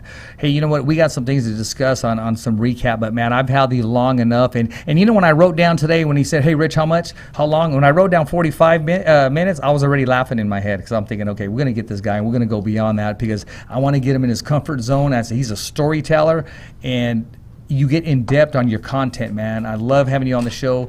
You're not even done yet, and I'm already thinking, okay, when can we have him back? And I know your schedule is so busy, but we definitely got to make time in maybe a couple of months from now. But whenever you want to come on, or there's something you need a platform for, man, hey, give us a call, man. We're that platform for you. And I'm very excited to send you the link, because you shared something with me. You go, Rich, I really don't watch too many podcasts, man, but I'm going to make sure you catch this one today.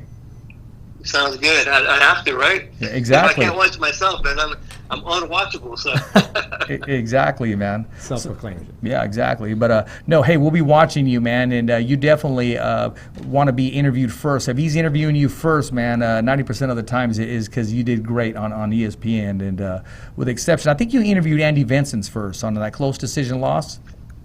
Yeah, I do believe so. Yeah, it's, you know, even Deontay Wilder was like, he after his loss against Tyson Fury was like, yo, man, and I told the producer, I'm like, we better get him first, because he's not going to be waiting around. Yeah. The champ will wait, the winner will wait, but imagine after all he's been through, if we won him, we got to get him first. So, you know, it's one of those on-the-fly decisions that get made in the middle of a fight.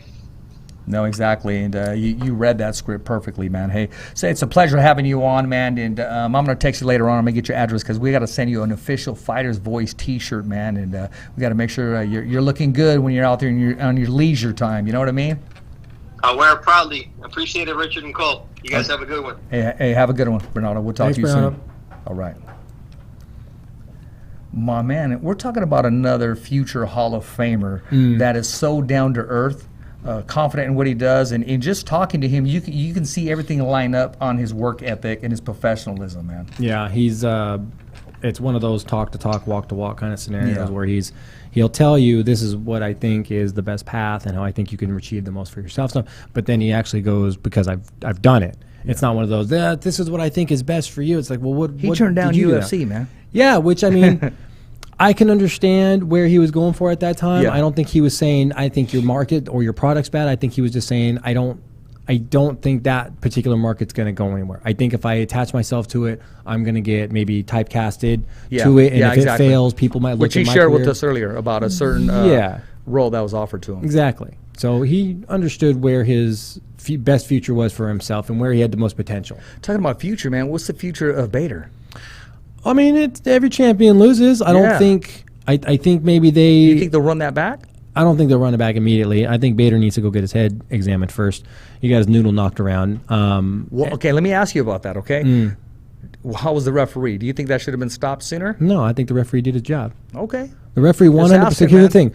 At no point was Bader hurt enough that he didn't know where he was. I posted that on our page, and that was some of the content and some of the reviews that came. Hey, they should have stopped that sooner. When's he going to stop this? No, I've seen some fights like the Jose Aldo fight. But again, those are coming from guys that are sitting on the couch wearing the Affliction T-shirt. Oh no, I've seen some dudes that are even in the sport. They go, oh, that went a little long. But at the same time, you're not considering what the ref's job is. The ref's job at that level is this is a championship fight. I need to give the champion every opportunity. Just I would give the challenger every opportunity to fight his way out. And he's telling to him, he's communicating. He's like, hey, you got to work. And he's right there telling them, you got to work or I'm going to stop it. If you don't move, I'm going to stop. That's why Bader kept leaving himself open to get he was hit talking because to him. he was fighting to get to his feet. He was almost coaching him.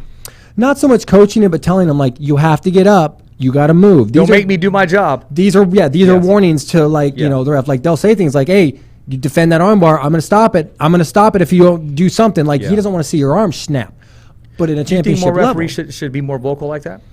I mean, I think all referees are pretty vocal as it is when it comes to, like, give me a thumbs up, or because if you can't see their face and they're in a choke, give me a thumbs up, give me something, Lawler, give me a thumbs up, let me know you're there, because if not, I'm going to stop it because I think you're out. Now, if they were to ask Diaz and they say, hey, give me a thumbs up or something, what do you think he's going to give him? 100%. He would 100% flip him off. He'll let go of his choke and do it with both. But that would be Nate or Nick telling you, I'm fine. Leave me alone. I got this. Yeah. Back off. So, I mean, I've pushed Herm Dean aside before. I've gotten kicked in the cup, and I just push him aside. It's like, no, I'm fine. Get out. Don't stop the fight. I'm good. So that's why I always cringe when I see guys, they take a cup kick. They're like, oh, I need my 5 minutes. Really, bro? Like, you never been kicked in the cup in sparring? I wear one, you wear one. Yeah, I got to get a steel cup. Yeah. What's the problem? It's that dudes don't like the way they have to be worn. It's the problem. I like the story when he says, check out my foot. Yeah. And then to say, shows them they feel, I'm glad he didn't get up because, I don't know what else he's done. Doing hopping around at that point. Yeah. But I know it's fun. Opportunities. So with that fight, Barnett was given, or Bader was given as many opportunities as possible to improve his position and show that he was still in it. He was still game. He was still down. He was getting hit a lot less than it looked like. A lot of those punches were missing. They were swinging over his head down the side. But he did eat a lot in the attempt to get back to his feet. Like, he was pushing his feet down, trying to get. And that's where the ref was like, okay, he's risking eating him to get back up. So he's trying to get back to his feet. But then when he took that next right and just went down, he was still in it. He was trying to, but the ref was like, that's it. Because at that point, Bader showed him that, okay, I got to my feet, and it just wasn't enough. You know what I mean? The guy put me back down. It just wasn't enough. So I don't think the ref stopped the fight too late at all. I don't think he stopped it too soon. I think the ref did exactly what he was supposed to do, which was give the champion the opportunity to, come on, this is literally your job right now. You're champ. Show everybody why you're champ. You got to go. You got to move. Okay. I don't think he was coaching him. I don't think he's helping him, because the reality is they're going to do that with every fighter. I've seen them do it with every fighter that gets in a bad spot. Like, maybe you just don't hear them, or you're biased and you want to not think of it that way, or you want to blame the ref for a fight. It's like, look, dude, Bader got kicked in the goddamn neck.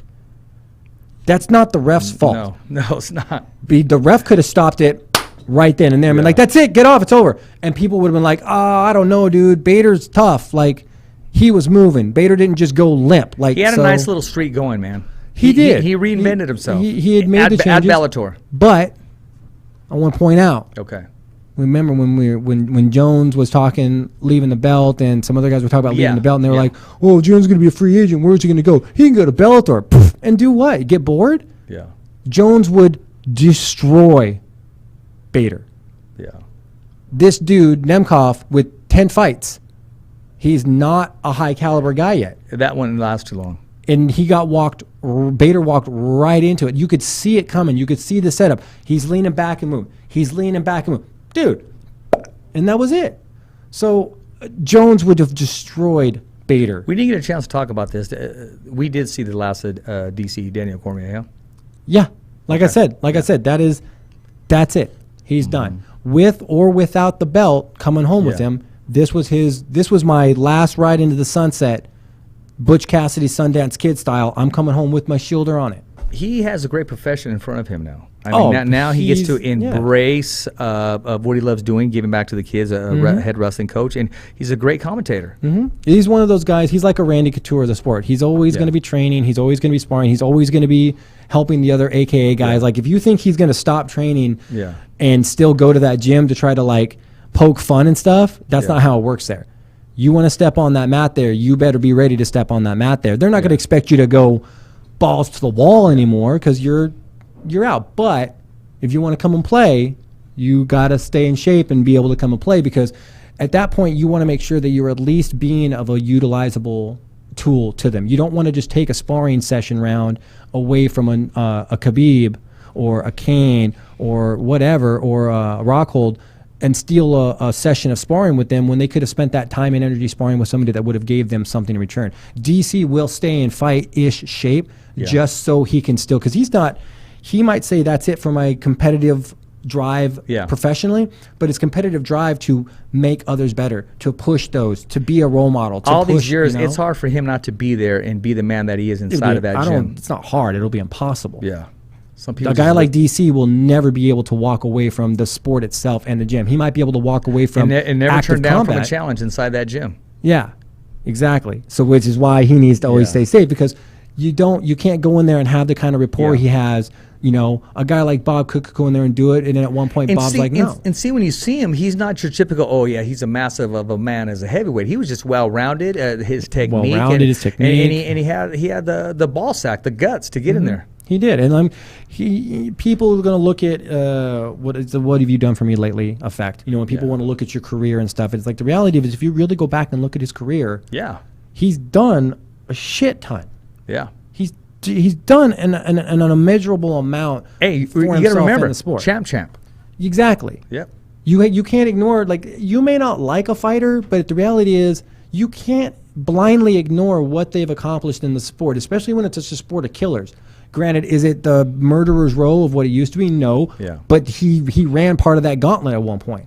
He was in there with those guys. You know, he had to fight Jones twice. I don't care that he lost to Jones, because the reality is he was good enough to get to fight Jones twice. That's what people overshadow. It's like, oh, you lost. And Gustafsson along the way to earn that shot. And Gustafsson along the way. That dude's a killer too. Yeah, so he shook him up there too. You know, so we're gonna see. So when they say, oh, you know, Jones can go to Bellator, and I'm like, yeah, you can go to Bellator and get bored. There's nothing there for him, man. And not right now. That's no disrespect to any of the guys. And it's not. I mean, if I say something like, I just don't think a guy like Jones would have any challenge in your organization yet, and you take it in an offensive manner, I can understand why you would take it in an offensive manner. Sucks. Yeah. I don't know what to tell you. Like, I'm not going to apologize for my view of the sport, and that doesn't mean my view is right at all. I could be way off, and Jones go in there and just get cracked. It's not going to happen, though. You know, earlier I threw some scenarios at Bernardo, and he kept it real. He shut him down real quick. He did, and that's just that's the reality of it, in the position that he's in, not just the knowledge that he has. I mean, he's right there in the mix, in that bubble, so to speak, with these guys, and knows who's serious, who's not. So you want to bring this guy. There's a lot you don't know about him. I'm gonna start picking up his brain for bet night. Be like, hey, who's been fucking around this week? Who's been screwing off, not really training, taking it kind of easy? Yeah. Who seems nervous? Who seems like they're focused? I like the way he established that right off the gate. He said, look, I'll party with you. We're cool right here. But if you do some dumb shit out here, you get into a fight, you get into an altercation, that the cops show up or something, you walk out on your tab. Like, if something happens, I'm going to be like, hey, check it out really quick. De La Hoya is getting arrested for a bar fight altercation. Like, you can't not do that, because if it comes out that your bosses found out you were there, you go, Rich, you were there when Ramirez got arrested at Aldo's? You were there, and you didn't instantly get on the page, the Instagram, the Twitter, the something, and just be like, you're not going to believe what just happened. Breaking news, so-and-so just got arrested at a bar fight at Aldo's or whatever. You'd risk losing credibility. Yeah. Nobody would want to take you seriously at that point, because they'd be like, you're going to pass up news. So speaking of credibility, man, I won't get into too much detail, but Rick Morigan did paperwork with Robert Garcia's Boxing Academy, who is going to be managing, I don't know exactly what part of it, maybe all of it. I'm not too sure, but yeah, I'm wanting to see how that works out. Because anything that he really grinds to it's all successful. It's like when you see, like, if you were to see Jones walk away from the UFC, which he's not, he's going to be a heavyweight now. But if he were to walk away from the UFC, everyone would wonder, well, where is he going to go next? It wouldn't take long to find out where they go next. So it's the same thing here. You get a guy like Rick's caliber within this industry. When he decides it's time to swim around a little bit, it's not long before he lands in a feeding area where he's like, okay, this is the next spot I want to be at. A feeding area. It's where under the Blue Lagoon, huh? Kind of, but you got to figure. I like he never a shark always moves. He's always looking for where the next fish of school is going to be. And like I said, if you misunderstand the reference, it's just because somebody will get offended on it. And if you get offended by a misunderstanding of reference, it's because you think that of yourself. So when I mention things like the next school of fish, it's not like saying, oh, well, we're just minnows. No, it's not. If you think that way, it's your fault. The thing about how Rick's even smarter than a shark, because a shark's going to tell you what he's going to strike, because he's fishing around, and you see him, so you're going, oh, this guy's going to attack. You know when he's coming, kind of thing. You see the fin. Rick just hides underneath the reef. It's all green, and then he just attacks. He's like one of those ones that just come out of the water and just bite something that he shouldn't bite. Two different wildlife. You got a bird flying, and then you got this mammoth of a shark just come out and just eat it up and devour it. It just boils down to opportunities again. Yeah. It was the right decision to make, right partnership to build. It wouldn't have happened if both parties. I don't even want to speculate, but I future. can see it just being very, very nice. Oh, yeah. And Robert Garcia, his name in boxing, everybody knows it. But people who don't even know boxing are going to be wearing some gloves that say Robert Garcia's Boxing Academy or the video game. And I mean, I don't even got to give the man any ammo. He's already running with it. And I think it's a great connection, Like I said, neither party would have agreed to sit at the table unless they both already beforehand knew there was a mutual benefit of opportunity there. We're not going to talk to you. He's not going to talk to them, because why are we even talking if we can't both walk away with a win on this? Yeah, exactly. And I'll tell you what, I'm looking forward to Saturday. Finally. But until both men walk into the ring, and not even at the weigh-in, because Jose's had his fights postponed at the weigh-in when a guy just couldn't make it, couldn't cut the weight. So, and Bernardo hit it right on the nail, man. I mean, to stay motivated, go to 3 different camps. The man knows exactly. Now, I mean, it's just phenomenal on his input and what he knows. To know it at that level and just to interact with these guys, yeah. I mean, I see what boxing is doing with, like, when they got this bubble going on and stuff. The one thing I wish they would do that, like, it's the perfect opportunity, Golden Boy, Top Rank, whoever, whatever, do it or don't, I don't care. The UFC, when they bring you in for the week of fight week, you weigh in at the beginning of the week, and then they will have periodic weigh-ins through the week, because they want to see, hey, are you close to weight? We don't want to have any surprises on weight night. That's very smart. So they do that. I've never really heard of boxing doing that, and I've seen major title fights. They'll come around and they go, no, we're fine, we got to get out of here. It's kind of like, let me look at the cut. UFC will say, hey, get on the scale. Like, if depending on the level of your fight, we're not going to allow you to lose 12 pounds in 4 hours. That too, and that's why they do it. They'll say, hey, dude, you weighed 155 yesterday, and today you weigh 143.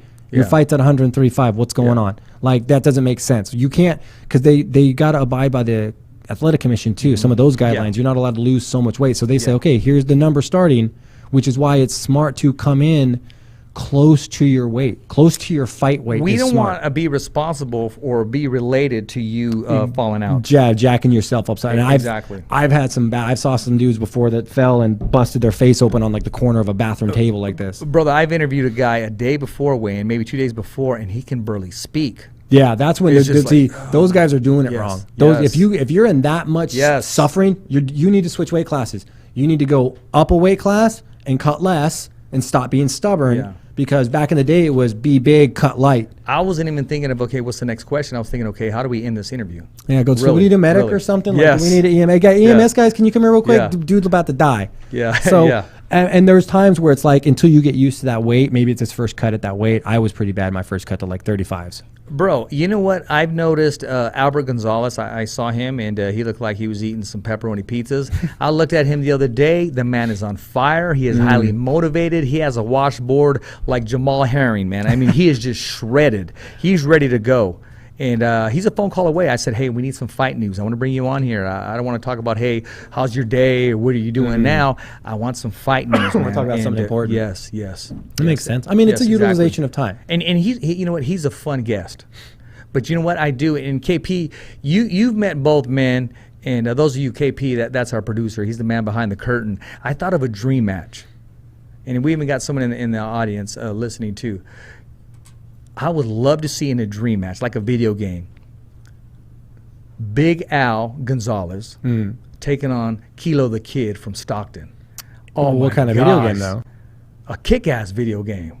Because you've got to. These guys, we're talking about the same personalities, the same hunger, the same mentality, the same. I mean, these guys are clones as far as what they want to achieve in their career. I'll take on anybody. I never turn down a fight. I'm always in shape. I'm ready to go. But two different sports. Exactly. So They're two different how sports. would you do the video Oh, game? it's just, you know. You know what I mean? Like Yeah. That'd be like if they were to fight. Where in reality, like what would they fight in? MMA, boxing? See, Al's the type of dude that said, hell, then let's box. I don't care, whatever, bro. Or let's just, we don't. And then Kilo be like, well, we could wear gloves or not.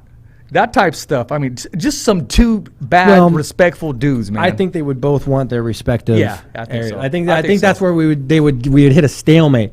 Like, I mean, I would just love these guys. Have them fight twice. I would love these guys just to meet each other. I mean, they're to respect two bad dudes, man.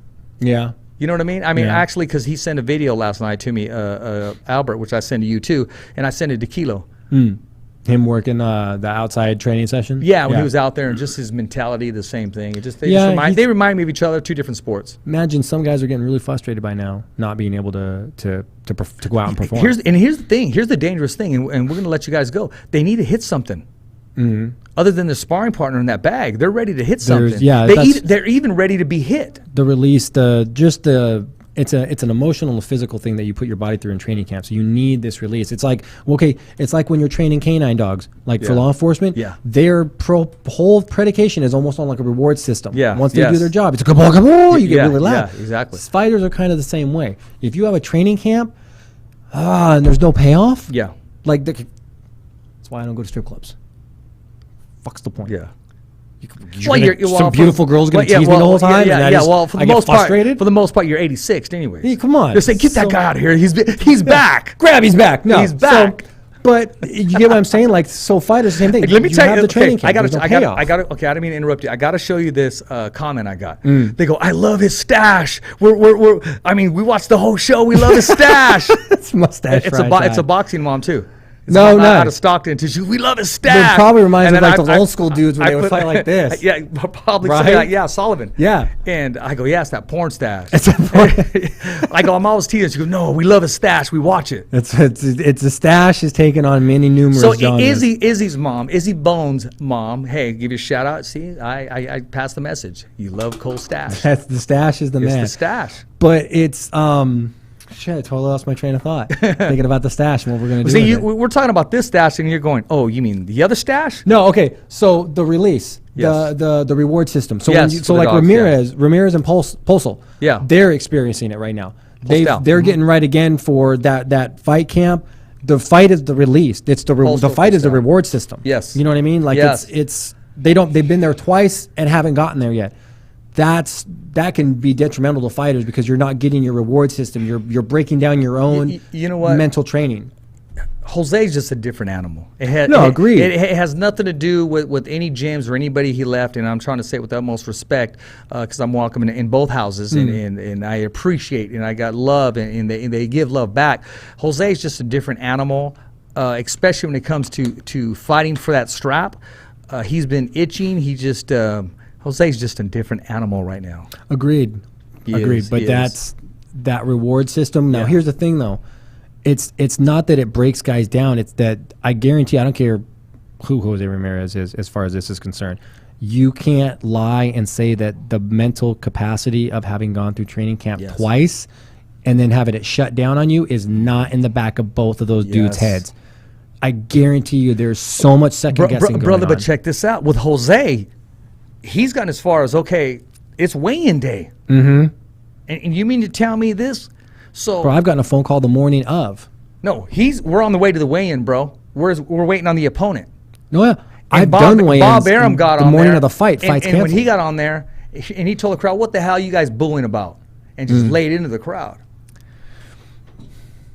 I don't know if I would do that. Those are the ones that are buying your tickets. Well, yeah. and for what it's worth, Jose said, "Hey, I earned this. I'm getting on the scale for Well, the yeah. record. I'm taking my weight." And he got on there like a champion. I've had, dude, my 21st birthday was spent at weigh-ins for a fight. Couldn't drink, nothing. Only for the fight to get canceled the next morning at 8 o'clock. Get called, Reed's like, "Hey, bro, I got bad news. Dude's blood work came back bad." Is that party still on? No, dude, hey, I went downstairs and started having omelets and shots of vodka at the bar that morning. And I you was go. pissed because I missed my bet. 21st birthday. Yeah. I was, oh, wow. I was weighing in for a fight. I didn't get to party that week. I didn't get to do anything for my 21st. I got fucked up that night. Like that was the night that I got carried Bring me out. somebody. I'm hitting somebody. That was the night I got carried out of the bar by Coach because a brawl broke out. Dave Camarillo was there. A brawl broke out. You shared that story. Who do we have on? Was it Moreno we had on there? No, who do we have on here? Might have been Moreno, yeah. Yeah. Moreno might have brought that one up Yeah. because he knows that story. Because it was just, I mean, Dave Camarillo was there. It was just a full bar broke out. I was smashed. Me and Dave sat in the Tap Out crew and Chuck Liddell's seats by accident because we were just like, there were front row seats. And we were smashed already. We just went and sat down. I was like, this is stupid. Let's just sit wherever. It doesn't matter. We're good fighters. We're going to watch. And then Mask and Charles and Chuck and them came up and said, you know, they're real cool, but they're like, "Hey, I think you guys are in our seats." And we're like, "Shit, yeah, we are. Sorry, we're getting we're getting out of your guys' way." But they knew who we were. That's why they were just fucking with us. Like, "I think you guys are in my seats." Like, "Oh," they're like, "No, it's cool with it." They sat down. They were like, "No, we'll get up and go sit somewhere else." We went up and got beers and stuff. So stuff happens, but I can understand. So the reward system, the payoff, it's gonna be there up until they actually walk to the ring. Yeah. They're going to both be second guessing whether this fight's really going to go off. And that's going to cause a mental ripple effect, whether they accept it or not. I don't care who they are and how they're different or whatever. They're you human. can't fight psychology, science of your own mind. They're human. They're human. Oh, That's second guessing. Talking about psychology and science and stuff. Their speed and agility coach, their Charles Tremblay, he's now a doctor. Mm-hmm. So he's now messing around, flirting around with these mindsets to give you more confidence stuff. Mm-hmm. And I'm not going to say too much. He's going to introduce it, but It's mental conditioning. I mean, yes, exactly. I mean, Mike Mattisau does it. A lot of poker players do it. What I'm saying is Robert Garcia's boxing academy is going to have the best of everything. I think they may be. I think they may be. market. Introducing it to other gyms, or maybe other gyms are tapping in and doing it themselves. You're as well. going to see you're literally witnessing an evolution in the training aspect exactly. because now they're looking at going, how do we mentally prepare this guy? We can physically prepare him all fucking day. Yeah. But how do we mentally get him to not be gun shy? How do we mentally get him to push through? What can we do? What adversity can we experience, expose him to in training? You Exactly. know, have him get the crap beat out of him in gym one day and then sit down and talk about it with someone. Yeah. Let's walk you through this. Now, this is how you avoid feeling gun shy when you go next. Yeah. You know, talk your guy through a loss. Get their mental game back on it. Some guys, if they don't have it, that's it. They're done. Hey, KP, I'm going to send you a picture real quick. I'm going to see if you can just do this for me real quick. Man, I didn't even crop it or anything, but I want to share something. Let's see. Can I use that one? I'll use this one. No, which one am I going to use? Something fun. Yeah, I'll send this one. Wait, let me see. I'll send you the big one. Well, while you're sending that one, you know who made the news again in MMA? Who did? Jason Mayhem Miller. He's screwed What's up. he doing now, man? What isn't Mayhem doing? Dude's getting racked up multiple felonies on this one. Like multiple felonies like Grand Theft Auto, evading police, something about a gun, narcotics. Like he had a bad time again. He's in the news always for all the wrong reasons. His career stopped and then he just went. And he was the doing wrong great when he direction. had that MTV gig. Remember getting bullied the, and stuff? the bully beatdown or whatever. Yeah, that he was was doing good. That was weird. It was weird. That show was It weird. asked him to be weird. It was weird, and it had its timing. It was when MMA was big. You know, it was new. It was becoming a mainstream thing, kind of as far as, you know, where we were before. So it was different. It was different. I liked it. It was cool. It was different. And then I think something happened. And then, they found out it was staged and shit, something like that. It was staged. Well, I found out a lot of that stuff. Yeah. It is. It just really is. Hey, do we got that up there, KP? I mean, we can do the first and the second one. We can just kind of show along the way. And I normally don't do this, but I'm going to do it because it just meant to be. Okay, ladies and gentlemen, right there, that's in Madera, California. That's Ochoa's Transmissions in Madera, California. Now, if you're looking for an honest mechanic, if you're looking for a mechanic who's going to go beyond your average mechanic that doesn't work 9 to 5, he'll go beyond. I mean, this guy's one of the most honest mechanics out there, Alex Ochoa. He can be reached at 559-661-7024. And if you tell him the Fighter's Voice sent you, he's going to give you his 10% discount. Ooh. This guy, he worked with my AC today, man. And what I should have done, because on the way over here, I should have stopped by Marshall's and bought myself a blanket because I was freezing in my freaking truck.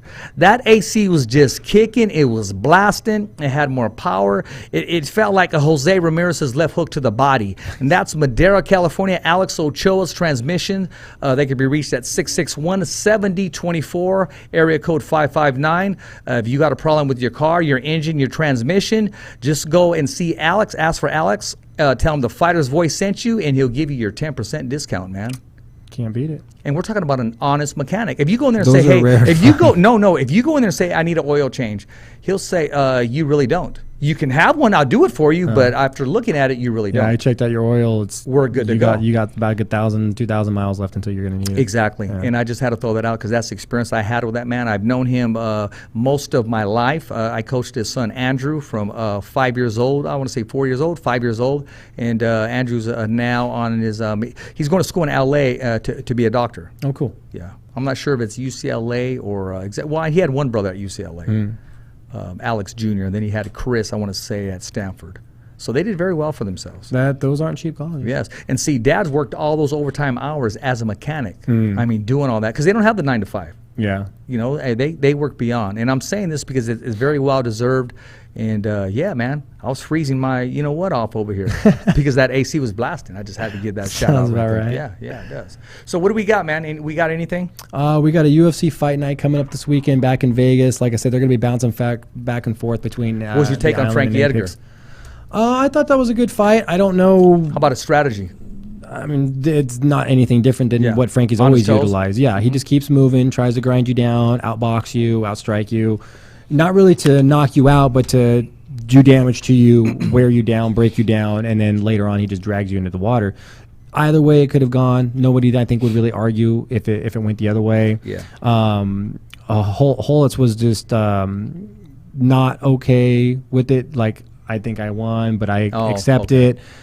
And he was like, I'd love to, fight him again one day, but I'm not worried about an immediate rematch. And that was like Saturday at the post press. But then like Monday creeped around, and I think he watched the fight a couple times without audio and not necessarily listened to fans or anything, but just watched it himself. I've never done that. What is the difference? So when you watch a fight with audio, regardless of whether or not you're unbiased, just hearing things will gear your brain towards a specific narrative. Like in school, you get hit, you go, ooh. Yeah, and it wasn't even really that hard, but it just sounded hard, but it's just like, what that happens all the time in fights. Like when you hear a guy get kicked in the leg and it sounds bad, the more it sounds loud, the less damage it did. A good Thai kick to the leg is just a it's just a thud. It's just a bone cracking into the slap sound you hear. It's usually the top of the foot's hitting the thigh really hard. It's like clapping your hands. It's nothing. So I think his game plan was all the same. I don't know about the whole contender thing. Like this was his first fight at 135. I'm glad you brought up that. Okay, Stephanie Frosto, we're gonna make it up to you. Technology does suck sometime, but hey, we gotta make it up to that girl, man. Oh, I already talked to her and said, just give me a time where you're. Oh, but you know I need you to talk to. Man, now I know where they get their fire from. Mama don't play. She goes, what happened? And she even asked me in Spanish. So it's on like Donkey Kong, man. What happened? No, Stephanie happened. No, yeah, exactly. Yeah, That's what happened on our end. Exactly. She sat somewhere that she didn't get the signal. That's on. Yeah. I mean, I hate to say it, but I know. You gotta fighters. You gotta go somewhere when you're gonna do interviews Yeah. that you can have a good signal, because even if you gotta stand outside in a parking lot, do it. Yeah.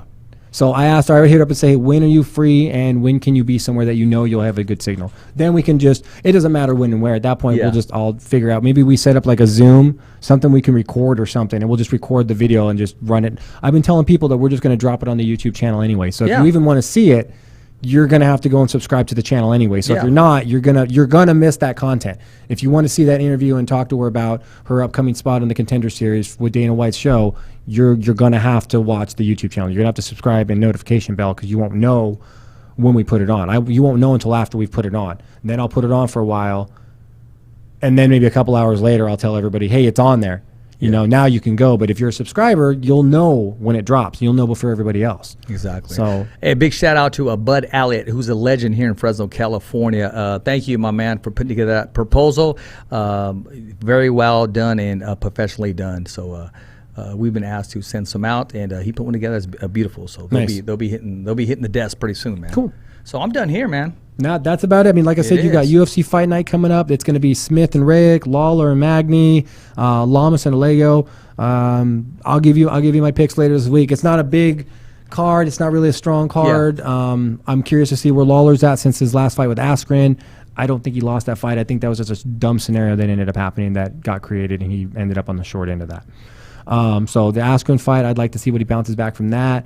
And then we'll just kind of go from there. Anthony Smith, we haven't seen these guys fighting in a while. There's been some ups and downs stuff. So we'll find out. But like I said, I don't know about Edgar necessarily being a contender yet. I'm down to support that, but this was his debut at 135, and it was a questionable decision win.